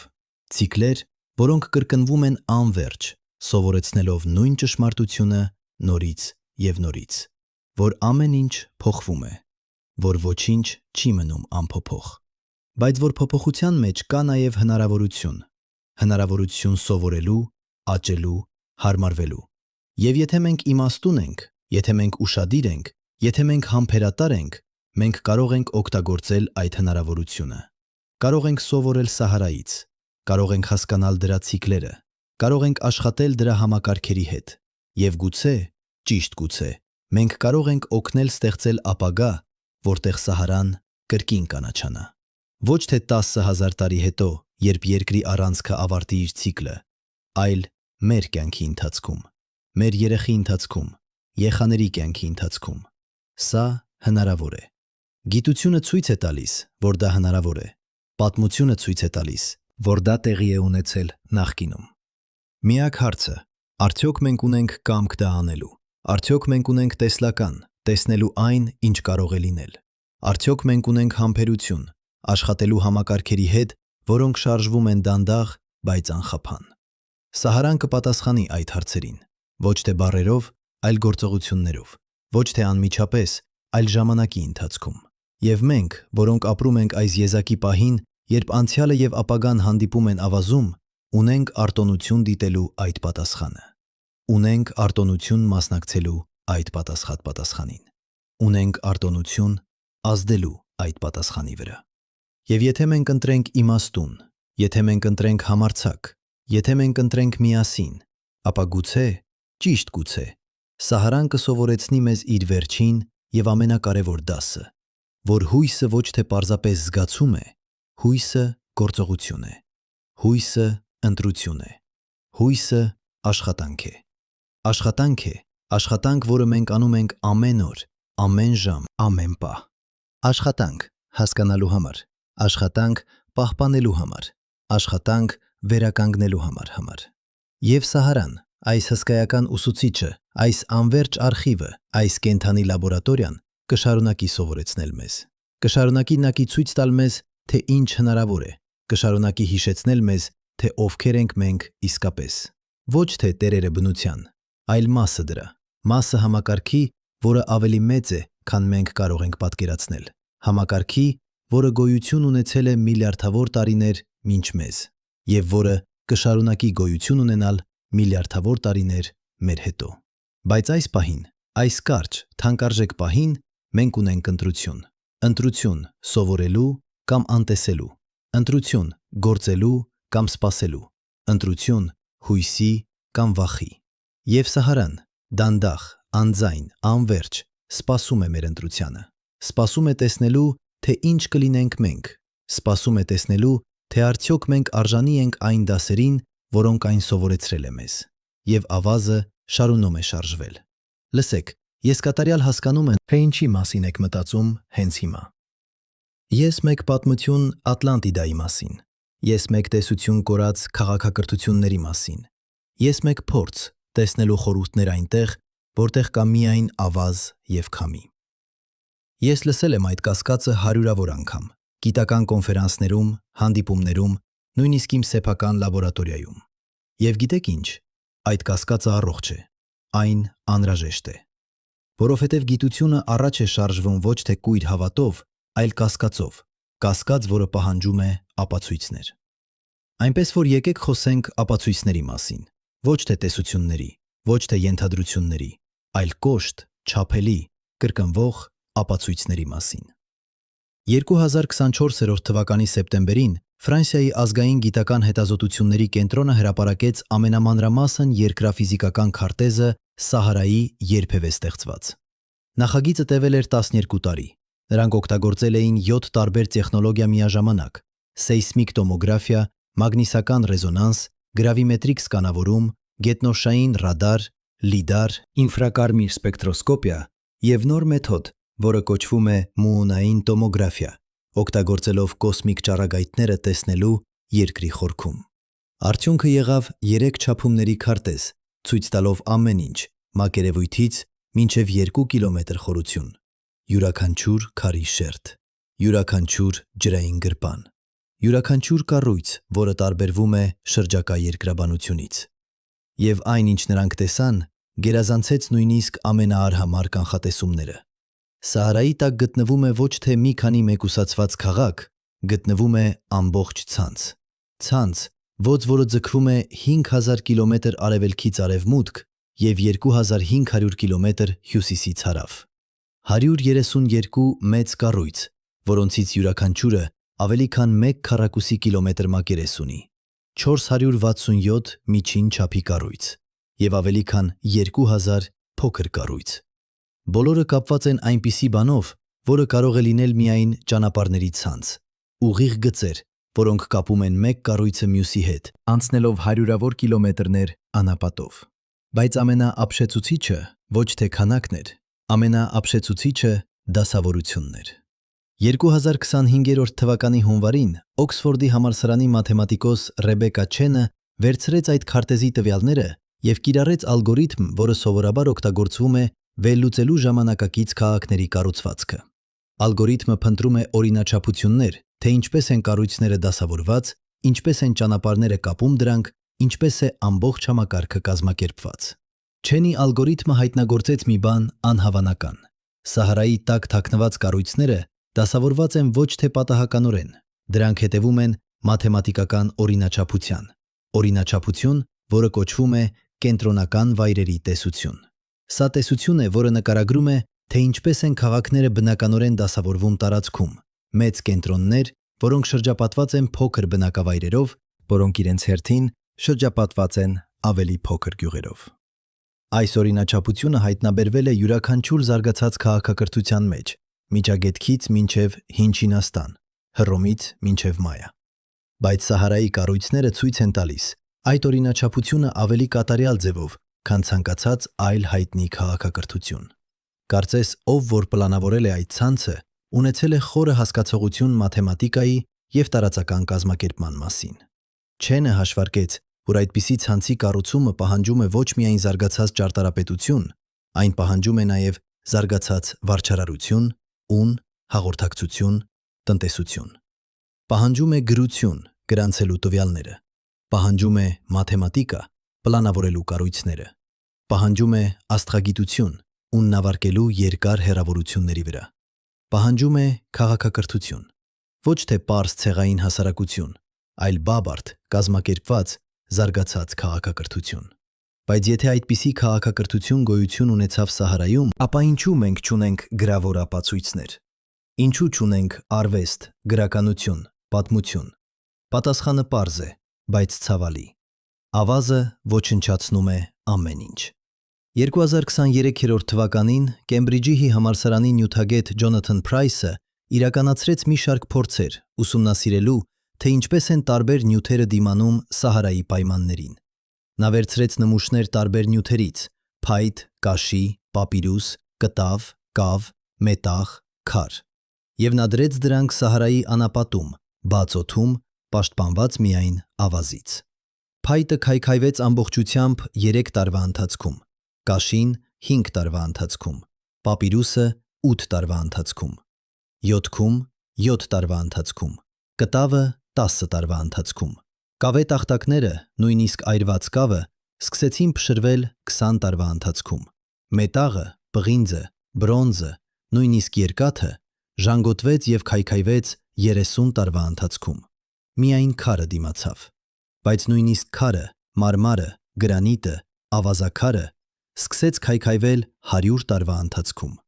Ավազի փոշին, որը տարվում է քամու կողմից, գործում է ինչպես ավազի թուղթ, դանդաղ, բայց անխափան քերելով մակերևույթը։ Փրայսը հաշվարկեց, որ եթե Սահարայում գոյություն ունեցավ քաղաքակրթություն 6000-ից 10000 տարի առաջ, և եթե այդ քաղաքակրթությունը օգտագործեց նույն նյութերը, որոնք օգտագործում էին եգիպտացիները կամ միջագետքցիները, ապա այդ նյութերից ոչինչ չպետք է մնա այժմ։ Ամեն ինչ պետք է քայքայված լինի ամբողջությամբ, բացառությամբ քարի։ Եվ նույնիսկ քարը պետք է լինի խիստ վնասված։ Սա ճիշտ այն է, ինչ մենք տեսնում ենք։ Կառույցները, որոնք հայտնագործվել են Սահարայում, Նապտապլայան, Ֆեզանի քաղաքը, Ռիշատի շրջակայքի պատերը, բոլորը քարից են։ Եվ բոլորը խիստ քայքայված են։ Ոչ մի փայտ, ոչ մի կաշի, ոչ մի պապիրուս, միայն քար։ Քար, որը գրեթե անճանաչելի է դարձել ժամանակի և ավազի ազդեցությունից։ Բայց քարը պահպանում է ինչ-որ բան, ինչը ոչ մի այլ նյութ չի կարող պահպանել։ Քարը պահպանում է ձևը, և ձևը պատմում է պատմություն։ 2025 թվականի մարտին Իտալիայի Միլանի պոլիտեխնիկական համալսարանի ճարտարապետ Մարկո Վիտալեն վերցրեց 3 չափումների սկանավորումներ Ռիշատի կառույցից և կիրառեց ճարտարապետական վերլուծության ծրագրեր։ Նա փնտրում էր ոչ թե բնական ձևավորումներ, այլ մարդկային միջամտության նշաններ, ուղիղ անկյուններ, համաչափություն, կրկնվող օրինաչափություններ։ Վիտալեն հայտնագործեց 17 տարբեր տեղ, որտեղ քարերը ցույց են տալիս հատկություններ, որոնք չեն կարող լինել բնական։ Պատեր, որոնք կառուցված են բլոկներից, յուրաքանչյուրը մոտավորապես նույն չափի։ Հիմքեր, որոնք դասավորված են ճիշտ ուղղանկյուններով։ Սանդուղքներ, որոնք կտրված են քարում, յուրաքանչյուր աստիճան նույն բարձրությամբ։ Ջրանցքներ, որոնք կտրված են քարում, յուրաքանչյուր աստիճան նույն բարձրությամբ։ Ջրանցքներ, որոնք կտրված են քարում, յուրաքանչյուր աստիճան նույն բարձրությամբ։ Ջրանցքներ, որոնք կտրված են քարում, յուրաքանչյուր աստիճան նույն բարձրությամբ։ Ջրանցքներ, որոնք կտրված են քարում, յուրաքանչյուր աստիճան նույն բարձրությամբ։ Ջրանցքներ, որոնք կտրված են քարում, յուրաքանչյուր աստիճան նույն բարձրությամբ։ Ջրանցքներ, որոնք կտրված են քարում, յուրաքանչյուր աստիճան նույն բարձրությամբ։ Երբ դրանք կրկնվում են 17 տարբեր տայրերում, երբ դրանք ցույց են տալիս օրինաչափություն և համաչափություն, ապա հավանականությունը, որ դրանք բոլորը պատահական են, դառնում է անհավանական փոքր։ Վիտալեն հաշվարկեց այդ հավանականությունը, օգտագործելով բայեսյան վիճակագրություն։ Արդյունքը եղավ 1 հազարավորական 1։ 1 հավանականություն 1000-ից, որ բոլոր այդ հատկությունները ստեղծվել են բնական գործընթացներով առանց մարդկային միջամտության։ 999 հավանականություն 1000-ից, որ դրանք ստեղծվել են մարդկանց կողմից։ Սա ոչ թե ապացույց է, սա հավանականություն է։ Բայց գիտությունը աշխատում է հավանականությունների հետ, և երբ հավանականությունը հասնում է 99%-ի, մենք սկսում ենք լուրջ վերաբերվել այդ տեսությանը։ Բայց եկեք լինենք ազնիվ, հավանականությունները բավարար չեն։ Մեզ պետք են ուղղակի ապացույցներ։ Մեզ պետք է գտնել մի բան, որը անկասկած ապացուցում է, որ Սահարայում գոյություն ունեցավ զարգացած քաղաքակրթություն։ Եվ 2025 թվականի ապրիլին մենք գտանք այդ ապացույցը։ Գերմանիայի Հայդելբերգի համալսարանի հնագետների թիմը, որը ղեկավարում էր պրոֆեսոր Կլաուս Շմիդը, իրականացնում էր պեղումներ Մավրիտանիայում, 50 կիլոմետր Ռիշատից։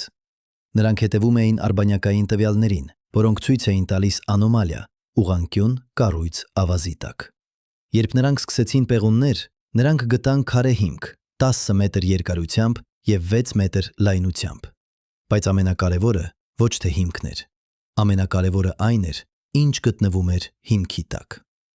2 մետր խորության վրա, պաշտպանված քարի հիմքով և 6 մետր ավազով, Շմիդի թիմը գտավ կավե տախտակ,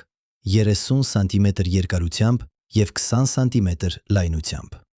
Տախտակը ծածկված էր խորհրդանիշներով, ոչ թե պատկերներ, այլ վերացական նշաններ, որոնք կրկնվում էին օրինաչափ ձևով։ Սա էր գրություն, ոչ թե նկարչություն, ոչ թե դեկորատիվ նախշեր, այլ գրություն, համակարգ, որտեղ յուրաքանչյուր նշան ներկայացնում է հնչյուն կամ գաղափար։ Ռադիոածխացնային թվագրումը ցույց տվեց, որ կավե տախտակը 8200 տարեկան է։ 8200 տարի առաջ։ Սա 1000 տարի առաջ է շումերի ամենահին գրությունից, 2000 տարի առաջ եգիպտական հիերոգլիֆներից։ Սա ամենահին գրությունն է, որ երբևէ հայտնագործվել է մարդկության պատմության մեջ։ Բայց ով գրեց այն։ Ինչ լեզու է դա։ Ինչ է ասում այն։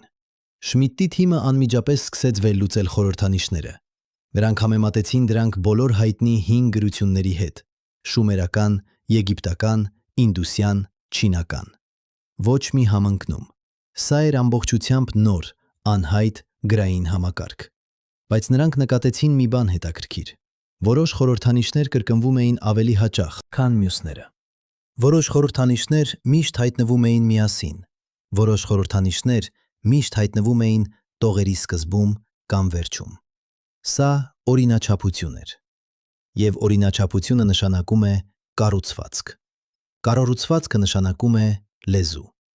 2025 թվականի հունիսին Լոնդոնի համալսարանի լեզվաբան Սարա Կոլինսը կիրառեց արհեստական ինտելեկտի ալգորիթմ վերլուծելու խորհրդանիշները։ Ալգորիթմը վերապատրաստված էր տասնյակ հին լեզուների վրա և կարող էր հայտնաբերել օրինաչափություններ, որոնք անտեսանելի են մարդկային աչքին։ Ալգորիթմը հայտնագործեց, որ խորհրդանիշները կազմում են 36 տարբեր նշան։ Յուրաքանչյուր նշան կրկնվում է միջինում 3 անգամ տախտակի վրա։ Նշանները դասավորված են 12 խմբերով, յուրաքանչյուր խումբ պարունակում է 3 նշան։ Եվ խմբերը դասավորված են այնպես, որ ցույց են տալիս օրինաչափություն։ Առաջին խումբը նման է 7-րդ խմբին, երկրորդ խումբը նման է 8-րդ խմբին եւ այլն։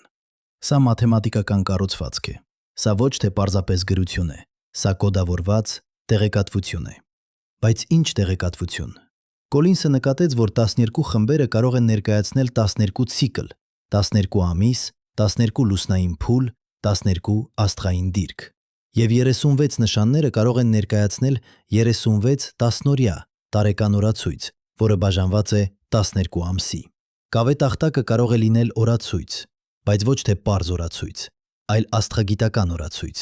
Օրացույց, որը գրանցում է երկնքի ցիկլերը, մոնսոնների ժամանակը, ցանքի և հունձքի սեզոնները։ Սա ճիշտ այն տեսակի տեղեկատվությունն է, որը անհրաժեշտ կլիներ քաղաքակրթության համար, որը ապրում է Սահարայում, քաղաքակրթություն, որը կախված է սեզոնային անձրևներից,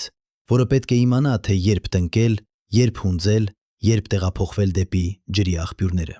Բայց սա դեռ ենթադրություն է։ Մենք չենք կարող վստահ լինել, մինչև չգտնենք ավելի շատ տախտակներ, ավելի շատ տեքստեր, ավելի շատ համատեքստ։ Եվ հենց այստեղ է, որ պատմությունը դառնում է իսկապես անհավանական։ 2025 թվականի հուլիսին, ընդամենը 2 ամիս անց առաջին տախտակի հայտնագործումից, Շմիդի թիմը գտավ երկրորդ տախտակ, հետո երրորդը, հետո չորրորդը։ Մինչև սեպտեմբերի վերջը նրանք գտել էին 17 տախտակ, բոլորը նույն վայրում, բոլորը նույն խորության վրա, բոլորը նույն տարիքի։ Եվ բոլորը պարունակում էին նույն գրային համակարգը։ Բայց ավելին, երբ Կոլինսը վերլուծեց բոլոր 17 տախտակները միասին, նա հայտնագործեց, որ դրանք ոչ թե առանձին փաստաթղթեր են, դրանք էջեր են, նույն գրքեջեր են, նույն գրքից։ Յուրաքանչյուր տախտակ շարունակում է նախորդը։ Վերջին խորհրդանիշները մեկ տախտակի վրա համընկնում են առաջին խորհրդանիշների հետ հաջորդ տախտակի վրա։ Սա գիրք է, ամբողջական գիրք, գրված 8000 տարի առաջ, թաղված Սահարայի ավազի տակ, պահպանված քարի հիմքի տակ։ Եվ մենք նոր սկսում ենք կարդալ այն։ Բայց նույնիսկ առանց լիովին վերծանելու գրությունը, մենք արդեն կարող ենք ասել մի բան վստահությամբ։ Ով որ գրել է այդ տախտակները, ունեցել է զարգացած լեզու, զարգացած գրություն, զարգացած գիտելիքներ աստղագիտության մասին։ Ունեցել է ժամանակ և ռեսուրսներ ստեղծելու գրքեր։ Ունեցել է պատճառ պահպանելու այդ գիտելիքները հետագա սերունդների համար։ Ունեցել է քաղաքակրթություն։ Եվ այդ քաղաքակրթությունը գոյություն ունեցավ Սահարայում, ժամանակ, երբ Սահարան դեռ կանաչ էր, երբ լճերը լցված էին ջրով, երբ գետերը հոսում էին դեպի ծով։ Բայց հետո կլիման փոխվեց։ Անձրևները դադարեցին, լճերը չորացան, եւ այդ քաղաքակրթությունը մեռավ։ Կատամ տեղափոխվեց։ 2025 թվականի օգոստոսին Կահիրեի համալսարանի հնագետ Ահմեդ Ֆաթին հրապարակեց համեմատական ուսումնասիրություն, համեմատելով Մավրիտանիայի կավե տախտակների խորհրդանիշները վաղ եգիպտական խորհրդանիշների հետ։ Խորհրդանիշներ, որոնք իշներ, որոնք օգտագործվել են Եգիպտոսում մինչև հիերոգլիֆների զարգացումը։ Ֆաթին հայտնագործեց 12 խորհրդանիշ, որոնք նման են երկու համակարգերում, ոչ թե նույնական, բայց նման, բավականաչափ նման, որ չլինի պատահական։ Հավանականությունը, որ 12 խորհրդանիշներ պատահականորեն նման լինեն երկու անկախ գրային համակարգերում 1 միլիոնից 1 է։ Սա կարող է նշանակել, որ եգիպտական գրությունը ունի արմատներ Սահարայի քաղաքակրթության մեջ, կամ ավելի հավանական, որ երկու համակարգերն էլ ունեն ընդհանուր ակունք, ավելի հին գրային համակարգ, որը զարգացել է Սահարայում, երբ այն դեռ կանաչ էր։ Եվ երբ Սահարան սկսեց չորանալ, այդ գիտելիքները տարվեցին երկու ուղղությամբ։ Մի մասը գնաց հյուսիս եւ արևելք, դեպի Նեղոսի հովիտը, որտեղ այն դարձավ եգիպտական քաղաքակրթության հիմքը։ Մեկ այլ մասը գնաց հարավ, դեպի Սահելը, որտեղ այն ազդեց Աֆրիկայի այլ քաղաքակրթությունների վրա։ Սա ոչ թե ապացուցված փաստ է, սա տեսություն է։ Բայց դա տեսություն է, որը հիմնված է աճող քանակի ապացույցների վրա։ Եվ ամեն ամիս մենք գտնում ենք ավելի շատ ապացույցներ։ 2025 թվականի սեպտեմբերին Ճապոնիայի Տոկիոյի համալսարանի երկրաբանների թիմը հրապարակեց հետազոտություն, որը վերլուծում էր Սահարայի ավազի քիմիական կազմը տարբեր խորություններում։ Նրանք փնտրում էին ապացույցներ մարդկային գործունեության մասին, մանրաթելեր բուսական նյութերից, որոնք կարող էին լինել գյուղատնտեսական մշակաբույսեր, ածուխ կրակներից, մետաղի մասնիկներ, գործիքներից։ Նրանք գտան բոլոր երեքը։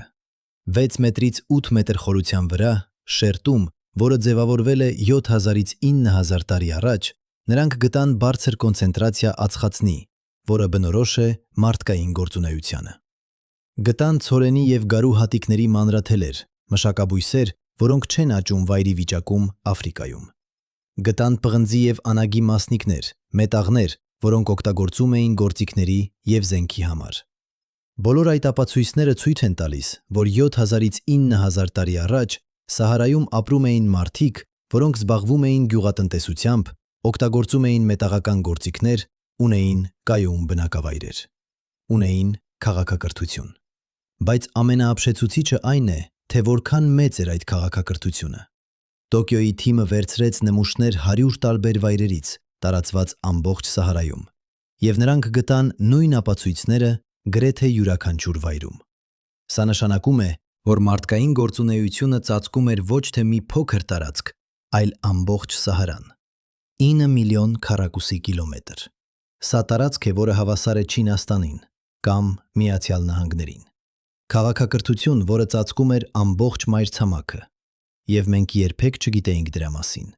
որովհետեւ ավազը թաղեց ամեն ինչ։ Բայց այժմ, երբ ավազը սկսում է շարժվել, երբ կլիման կրկին փոխվում է, երբ տեխնոլոգիան թույլ է տալիս մեզ տեսնել այն, ինչ թաքնված է, մենք սկսում ենք հասկանալ ճշմարտությունը։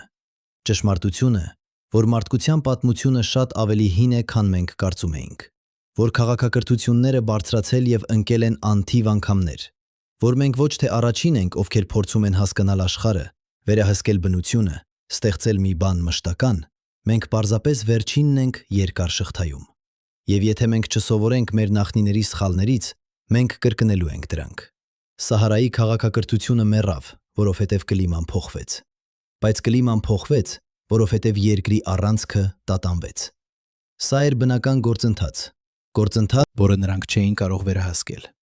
Բայց մեր դեպքում կլիման փոխվում է ոչ միայն բնական պատճառներով, այն փոխվում է նաև մեր գործողությունների պատճառով։ Եվ սա նշանակում է, որ մենք ունենք ընտրություն։ Մենք կարող ենք փոխել մեր գործողությունները, կարող ենք դանդաղեցնել կամ նույնիսկ շրջել այդ փոփոխությունները։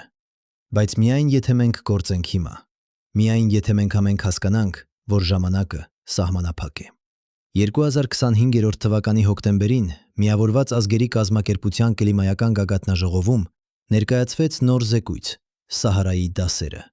Զեկույցը ամփոփում էր բոլոր վերջին հայտնագործությունները եւ դրանց հետևանքները մեր ժամանակակից աշխարհի համար։ Զեկույցի հիմնական եզրակացությունը պարզ էր, բայց խորը։ Սահարան ցույց է տալիս, որ քաղաքակրթությունները կարող են անհետանալ ոչ թե պատերազմից, ոչ թե համաճարակից, ոչ թե աղետից, այլ պարզապես կլիմայի դանդաղ, անխուսափելի փոփոխությունից։ Փոփոխություն, որը տևում է ոչ թե տարիներ, այլ սերունդներ։ Փոփոխություն, որը այնքան դանդաղ է, որ յուրաքանչյուր սերունդ կարծում է, որ դա նորմալ է։ Փոփոխություն, որը նկատվում է միայն երբ արդեն ուշ է։ Բայց զեկույցը նաև ցույց էր տալիս հույս։ Սահարան ցույց է տալիս, որ փոփոխությունները կարող են շրջվել, որ անապատները կարող են դառնալ այգիներ, որ կյանքը միշտ գտնում է ճանապարհ վերադառնալու, բայց միայն եթե պայմանները ճիշտ են։ Եվ մեր դեպքում մենք կարող ենք օգնել ստեղծել այդ ճիշտ պայմանները։ Զեկույցը առաջարկում էր 3 կոնկրետ քայլ։ Առաջին՝ պահպանել Սահարայի ստորգետնյա ջուրը, ոչ թե շահագործել այն անմիջապես, այլ պահպանել որպես ռեզերվ ապագա սերունդների համար։ Ստեղծել միջազգային համաձայնագիր, պաշտպանելու այդ ռեսուրսը։ Երկրորդ, սկսել փոքր մասշտաբի վերականգնման նախագծեր, ստեղծել օազիսներ, օգտագործելով դիմացկուն բույսեր, որոնք կարող են տարածվել ինքնուրույն։ Ոչ թե փորձել վերածել ամբողջ Սահարան այգու, այլ ստեղծել կենտրոններ, որտեղից կանաչությունը կարող է դանդաղ տարածվել։ Երրորդ, սովորել Սահարայի պատմությունից, ուսումնասիրել, թե ինչպես են հին քաղաքակրթությունները հարմարվել կլիմայական փոփոխություններին, ինչ աշխատեց, ինչ չաշխատեց, եւ կիրառել այդ դասերը մեր ժամանակակից աշխարհում։ 3. Պարզ քայլ։ Բայց յուրաքանչյուրը պահանջում է միջազգային համագործակցություն, երկարաժամկետ պարտավորություն, կամք մտածելու սերունդների առաջ։ Եվ հենց այստեղ է խնդիրը, որովհետև մենք, ժամանակակից մարդիկ, սովոր ենք մտածել կարճաժամկետ, մտածել տարիներով, ոչ թե սերունդներով, մտածել անմիջական շահույթով, ոչ թե երկարաժամկետ գոյատևմամբ։ Բայց Սահարան սովորեցնում է մեզ մտածել այլ կերպ, մտածել ցիկլերով, ցիկլեր, որոնք տևում են հազարամյակներ, մտածել համակարգերով, համակարգեր, որոնք կապում են ամեն ինչ ամեն ինչի հետ, մտածել համբերությամբ, համբերություն, որը չափվում է ոչ թե տարիներով, այլ սերունդներով։ Եվ եթե մենք կարող ենք սովորել այդ դասերը, եթե մենք կարող ենք փոխել մեր մտածելակերպը, ապա գուցե, ճիշտ գուցե, մենք կարող ենք խուսափել Սահարայի քաղաքակրթության ճակատագրից։ Գուցե մենք կարող ենք ստեղծել մի բան, որը կտևի։ Ոչ թե 100 տարի, ոչ թե 1000 տարի, այլ այնքան, որքան անհրաժեշտ է, մինչև երկրի առանցքը կրկին տատանվի, մինչև կլիման կրկին փոխվի, մինչև հաջորդ ցիկլը սկսվի։ Եվ երբ այդ ցիկլը գա, երբ Սահարան կրկին սկսի կանաչանալ, երբ ավազը դանդաղ հեռանա եւ բացահայտի այն, ինչ թաքնված է, ապա գուցե մեր սերունդները կգտնեն ոչ թե միայն հին քաղաքակրթության ավերակները, գուցե նրանք կգտնեն նաեւ մեր ժամանակի ապացույցները, կգտնեն, որ մենք սովորեցինք, որ մենք հասկացանք, որ մենք գործեցինք, եւ գուցե նրանք կասեն, նրանք էին առաջինները, ովքեր կանգ առան, առաջինները, ովքեր ասացին ոչ, առաջինները, ովքեր ընտրեցին այլ ճանապարհ։ Սա մեր ընտրությունն է, սա մեր պահն է, եւ Սահարան, այս հսկայական ուսուցիչը, սպասում է տեսնելու, թե ինչ կընտրենք մենք, սպասում է տեսնելու, թե արդյոք մենք իմաստուն ենք, սպասում է տեսնելու, թե արդյոք մենք արժանի ենք այն մոլորակին, որը տվել է մեզ կյանք։ Եվ ավազը, այդ անվերջ ավազը, շարունակում է շարժվել, թաքցնելով, թացնելով, բացահայտելով,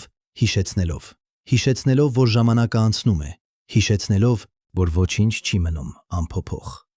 հիշեցնելով, որ մենք ընտրություն ունենք, միշտ ընտրություն, մինչև չունենք։ Բայց եկեք լինենք ազնիվ մեկ վերջին անգամ։ Մենք կարող ենք խոսել ապացույցների մասին, կարող ենք ցույց տալ քարտեզներ, վերլուծել խորհրդանիշներ, հաշվարկել հավանականություններ, բայց կա մի բան, որը մենք չգիտենք, մի բան, որը գուցե երբեք չիմանանք։ Ինչով էին մտածում այդ մարդիկ, երբ նրանք նայում էին երկինք եւ տեսնում էին աստղերը շարժվել իրենց ցիկլերում, ինչ էին նրանք զգում։ Երբ նրանք նկատում էին, որ լճերը դանդաղ փոքրանում են, որ անձրևները գալիս են ավելի ուշ ամեն տարի, որ խոտերը չեն աճում այնպես, ինչպես աճում էին նրանց պապերի ժամանակ, արդյոք նրանք հասկանում էին, թե ինչ է տեղի ունենում։ Արդյոք նրանք գիտեին, որ իրենց աշխարհը մեռնում է։ Գուցե նրանք գիտեին, կեին։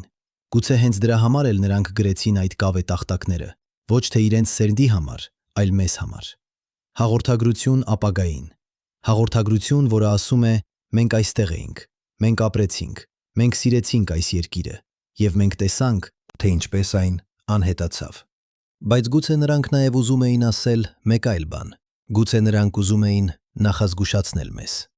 որովհետեւ այն, ինչ տեղի ունեցավ Սահարայում, կարող է տեղի ունենալ ցանկացած վայրում։ 2025 թվականի նոյեմբերին Ստոկհոլմի համալսարանի փիլիսոփա Ինգրիդ Լարսենը հրապարակեց էսսե, որը կոչվում էր «Ավազի փիլիսոփայությունը»։ Նա չէր երկրաբան, չէր հնագետ, չէր կլիմայաբան։ Նա էր փիլիսոփա, մարդ, որը մտածում է մեծ հարցերի մասին։ Լարսենը հարցրեց. ինչու մենք այդքան շոկացած ենք Սահարայի հայտնագործություններից։ Ինչու է այդքան դժվար հավատալ, որ այնտեղ, որտեղ այժմ անապատ է, երբևէ եղել է քաղաքակրթություն։ Նրա պատասխանը պարզ էր, բայց խորը։ Մենք շոկացած ենք, որովհետև մենք ենթադրում ենք, որ աշխարհը, որը մենք տեսնում ենք, միշտ եղել է այդպիսին։ Մենք նայում ենք Սահարային եւ տեսնում ենք անապատ, եւ մեր ուղեղը ավտոմատ կերպով ենթադրում է, Սա միշտ եղել է այդպիսին։ Մենք նայում ենք Սահարային և տեսնում ենք անապատ, և մեր ուղեղը ավտոմատ կերպով ենթադրում է. սա միշտ եղել է այդպիսին։ Մենք նայում ենք Սահարային և տեսնում ենք անապատ, և մեր ուղեղը ավտոմատ կերպով ենթադրում է. սա միշտ եղել է այդպիսին։ Մենք նայում ենք Սահարային և տեսնում ենք անապատ, և մեր ուղեղը ավտոմատ կերպով ենթադրում է. սա միշտ եղել է այդպիսին։ Մենք նայում ենք Սահարային, որը կարող է տևել մեր ողջ կյանքը, մեր երեխաների կյանքը, նույնիսկ 100 սերունդների կյանքը։ Բայց երկրաբանական ժամանակի մասշտաբով դա միայն թարթում է։ Լարսենը գրեց. մենք ապրում ենք թարթման մեջ, և մենք կարծում ենք, որ այդ թարթումը հավերժություն է։ Սա մարդկային գիտակցության հիմնական սահմանափակումն է։ Մենք չենք կարող իսկապես հասկանալ ժամանակը, ժամանակ, որը չափվում է ոչ թե տարիներով, այլ հազարամյակներով։ Մենք չենք կարող իսկապես պատկերացնել փոփոխությունները, որոնք տեղի են ունենում այդքան դանդաղ, որ անտեսանելի են մեկ կյանքի ընթացքում։ Բայց այդ փոփոխությունները իրական են, և դրանք անխուսափելի են։ Սահարան սովորեցնում է մեզ մտածել այլ կերպ, լլ կերպ, մտածել ոչ թե մեր կյանքի մասշտաբով, այլ մոլորակի կյանքի մասշտաբով, մտածել ոչ թե այն մասին, ինչ է հիմա, այլ այն մասին, ինչ եղել է և ինչ կլինի։ Բայց կա մի խնդիր. երբ մենք սկսում ենք մտածել այդ մասշտաբով, երբ մենք սկսում ենք տեսնել մեր կյանքը որպես միայն մի պահ անվերջ ցիկլում, մենք կարող ենք զգալ մի բան տարօրինակ, կարող ենք զգալ, որ ոչինչ կարևոր չէ։ Եթե Սահարան կարող է փոխվել անապատից այգի և հետանապատ հազարավոր տարիների ընթացքում, եթե ամբողջական քաղաքակրթությունները կարող են բարձրանալ և անհետանալ առանց հետք թողնելու, եթե ամեն ինչ, ինչ մենք կառուցում ենք, ի վերջո կթաղվի ավազի տակ, ապա ինչու անել որևէ բան։ Ինչու փորձել։ Ինչու հոգալ։ Սա կոչվում է կոսմիկ անգամություն։ Զգացում, որ մարդկային գործողությունները անիմաստ են տիեզերքի անսահմանության դեմ։ Բայց Լարսենը առաջարկում է այլ տեսակետ։ Նա գրում է. այո,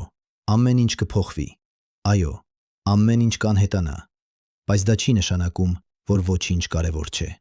Հակառակը, դա նշանակում է, որ այս պահը, այս կարճ, թանկարժեք պահը, երբ մենք ապրում ենք, երբ մենք կարող ենք զգալ, մտածել, ընտրել, դա միակ բանն է, որը իսկապես կարևոր է։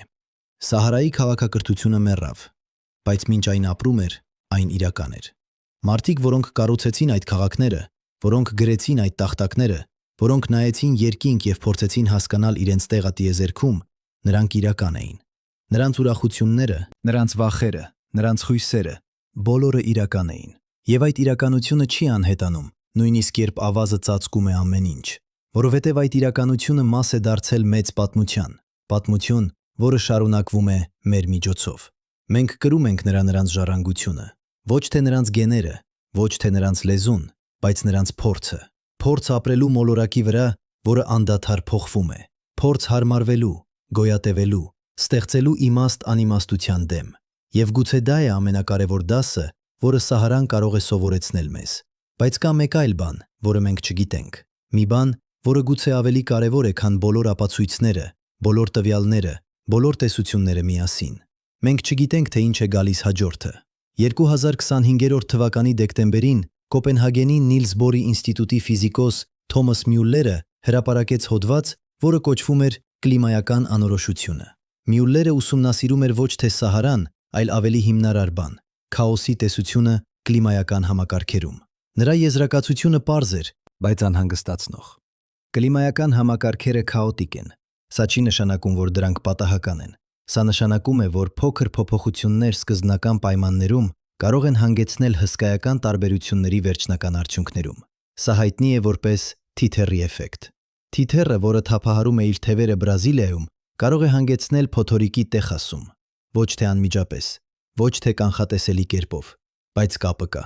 Մյուլլերը ցույց տվեց, որ Սահարայի կլիման նույնպես քաոտիկ է։ Մենք կարող ենք կանխատեսել ընդհանուր միտումները, երկրի առանցքի տատանումը կբերի մոնսոնները հետ մոտավորապես 10,000 տարի հետո։ Բայց մենք չենք կարող կանխատեսել ճշգրիտ, թե երբ դա կտեղի ունենա, որքան արագ, որքան ինտենսիվ։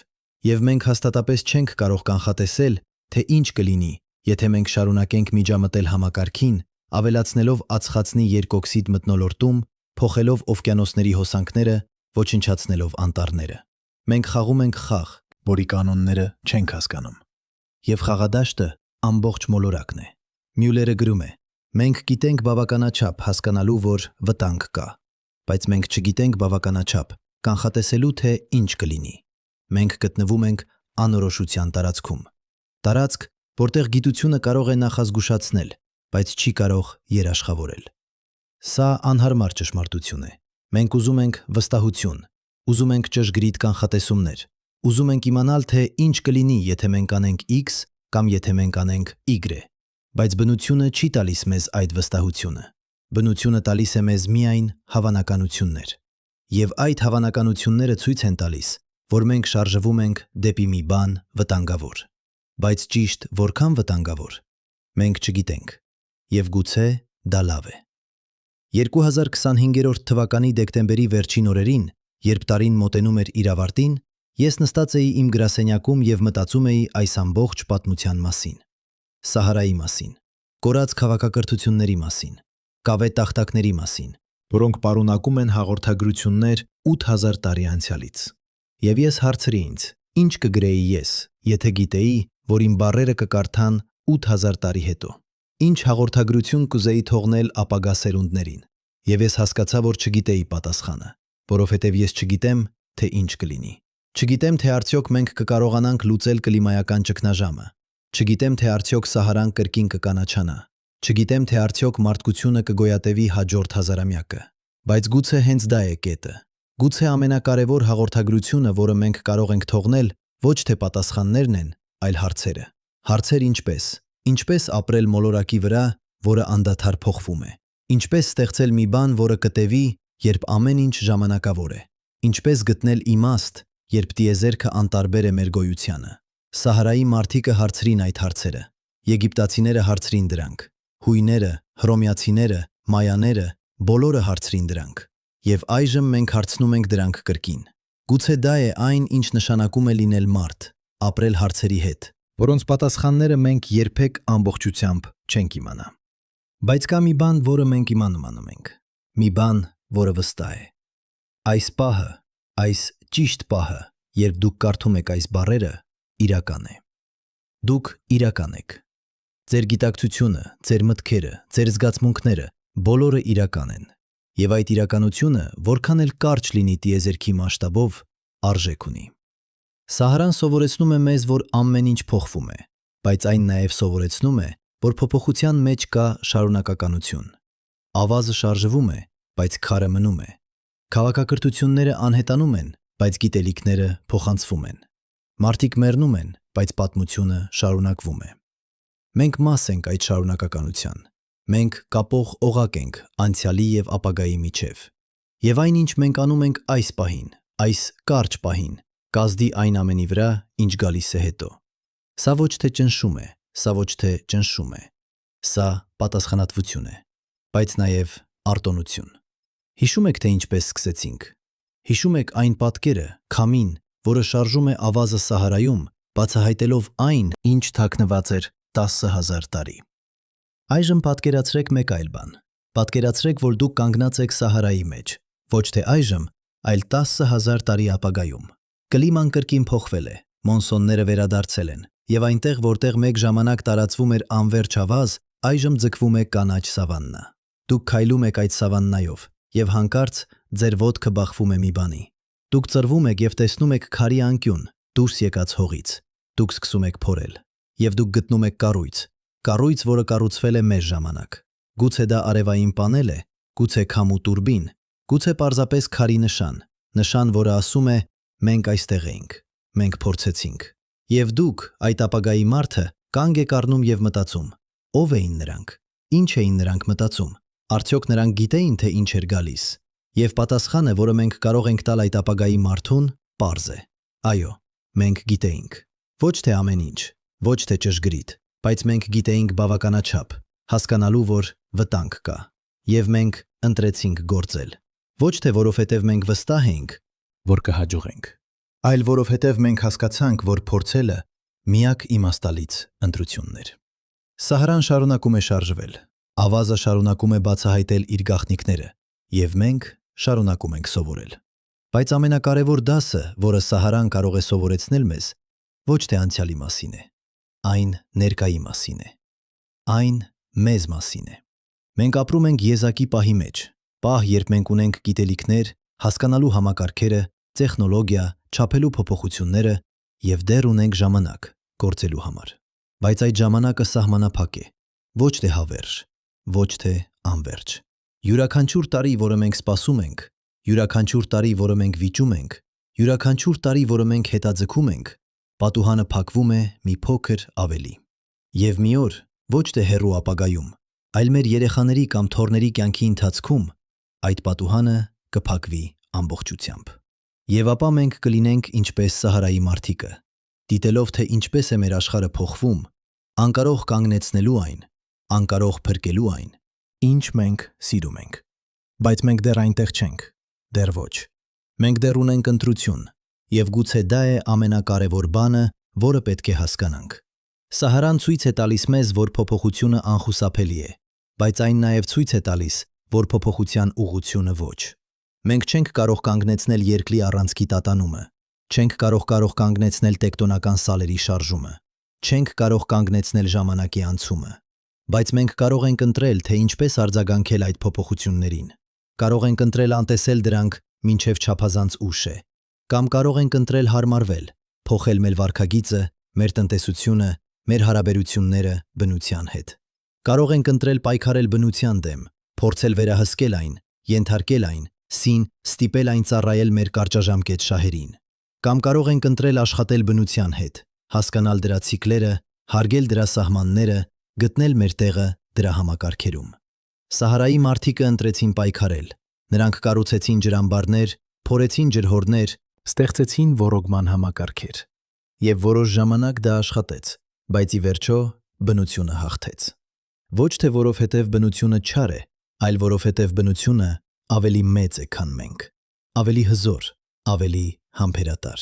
Եվ երբ մենք փորձում ենք պայքարել դրա դեմ, մենք միշտ կորցնում ենք։ Բայց երբ մենք սովորում ենք աշխատել դրա հետ, երբ մենք հասկանում ենք դրա օրինաչափությունները եւ հարմարվում դրանց, ապա մենք կարող ենք գոյատևել։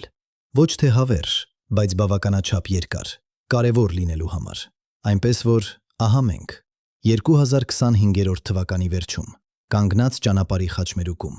Մի ճանապարհը տանում է դեպի ապագա, որտեղ մենք շարունակում ենք այնպես, ինչպես ենք արել, այրելով վառելիք, ոչնչացնելով անտառները, անտեսելով նախազգուշացումները։ Այդ ճանապարհը տանում է դեպի աշխարհ, որը ավելի տաք է, ավելի չոր է, ավելի անկայուն է։ Աշխարհ, որտեղ Սահարան ընդլայնվում է, որտեղ 200 միլիոն մարդ ստիպված է տեղափոխվել, որտեղ քաղաքակրթությունները պայքարում են ջրի, սննդի, տարածքի համար։ Մյուս ճանապարհը տանում է դեպի ապագա, որտեղ մենք ընտրում ենք փոխվել,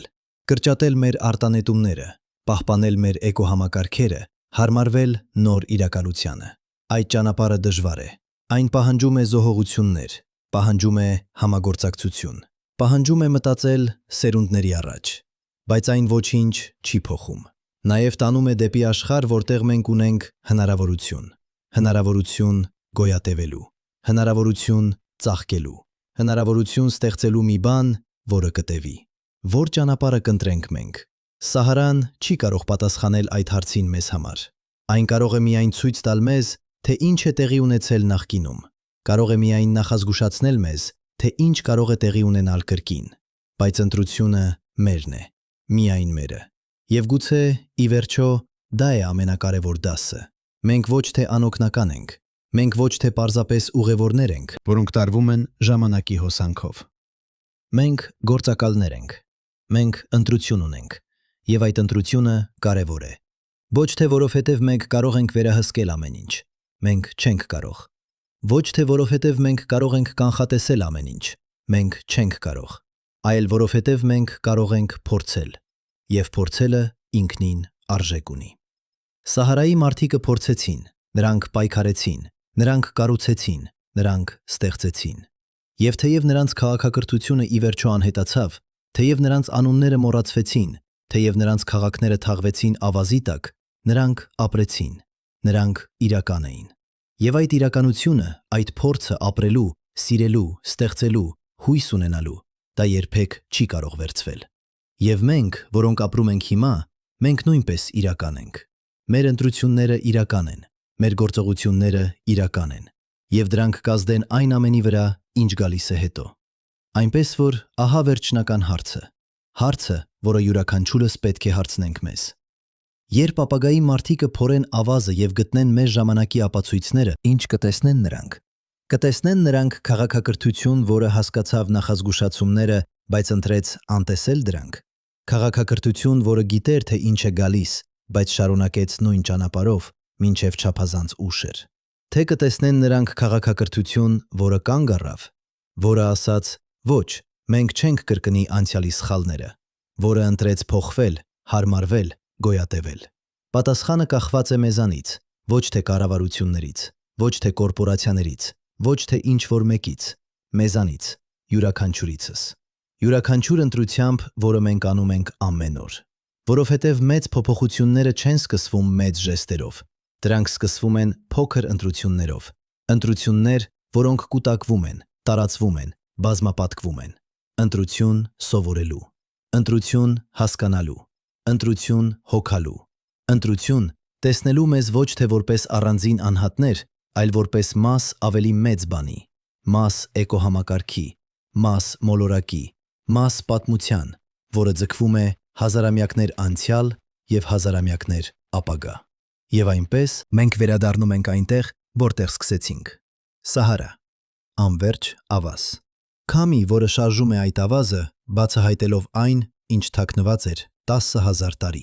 Բայց այժմ, երբ դուք նայում եք այդ ավազին, դուք տեսնում եք ավելին, քան պարզապես անապատ։ Դուք տեսնում եք ժամանակ, ժամանակ, որը շերտավորված է ինչպես քարերը, յուրաքանչյուր շերտ պատմում է պատմություն։ Դուք տեսնում եք փոփոխություն, փոփոխություն, որը անխուսափելի է, բայց ոչ անկանխատեսելի։ Դուք տեսնում եք կյանք, կյանք, որը միշտ գտնում է ճանապարհ, նույնիսկ ամենադժվար պայմաններում։ Եվ դուք տեսնում եք ընտրություն, ընտրություն, որը մենք ունենք ամեն օր, ամեն պահ։ Ընտրություն սովորելու կամ անտեսելու, ընտրություն գործելու կամ սպասելու, ընտրություն հույսի կամ հուսահատության։ Սահարան պահում է մեր անցյալը, բայց մենք ստեղծում ենք մեր ապագան, եւ այդ ապագան սկսվում է հենց հիմա,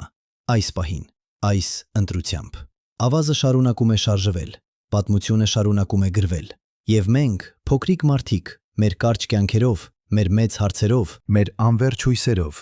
մենք մաս ենք այդ պատմության։ Ոչ թե վերջը, ոչ թե սկիզբը, պարզապես մեկ այլ գլուխ, բայց գլուխ, որը կարևոր է, գլուխ, որը կարող է փոխել ամեն ինչ, եթե մենք ընտրենք դա անել, եթե մենք ընտրենք փորձել, եթե մենք ընտրենք հավատալ, որ մեր ընտրությունները կարևոր են, որովհետև դրանք կարևոր են, միշտ եղել են, միշտ կլինեն։ Եվ Սահարան, այս հսկայական ուսուցիչը, այս անվերջ հիշողությունը, այս կեսկենդանի ապացույցը, որ ամեն ինչ փոխվում է, բայց ոչինչ իսկապես չի կորչում, շարունակում է սպասել։ Սպասում է տեսնելու, թե ինչ կընտրենք մենք, սպասում է տեսնելու, թե ովքեր կլինենք մենք, սպասում է տեսնելու, թե արդյոք մենք արժանի ենք այն մոլորակին, որը տվել է մեզ կյանք։ Եվ ավազը,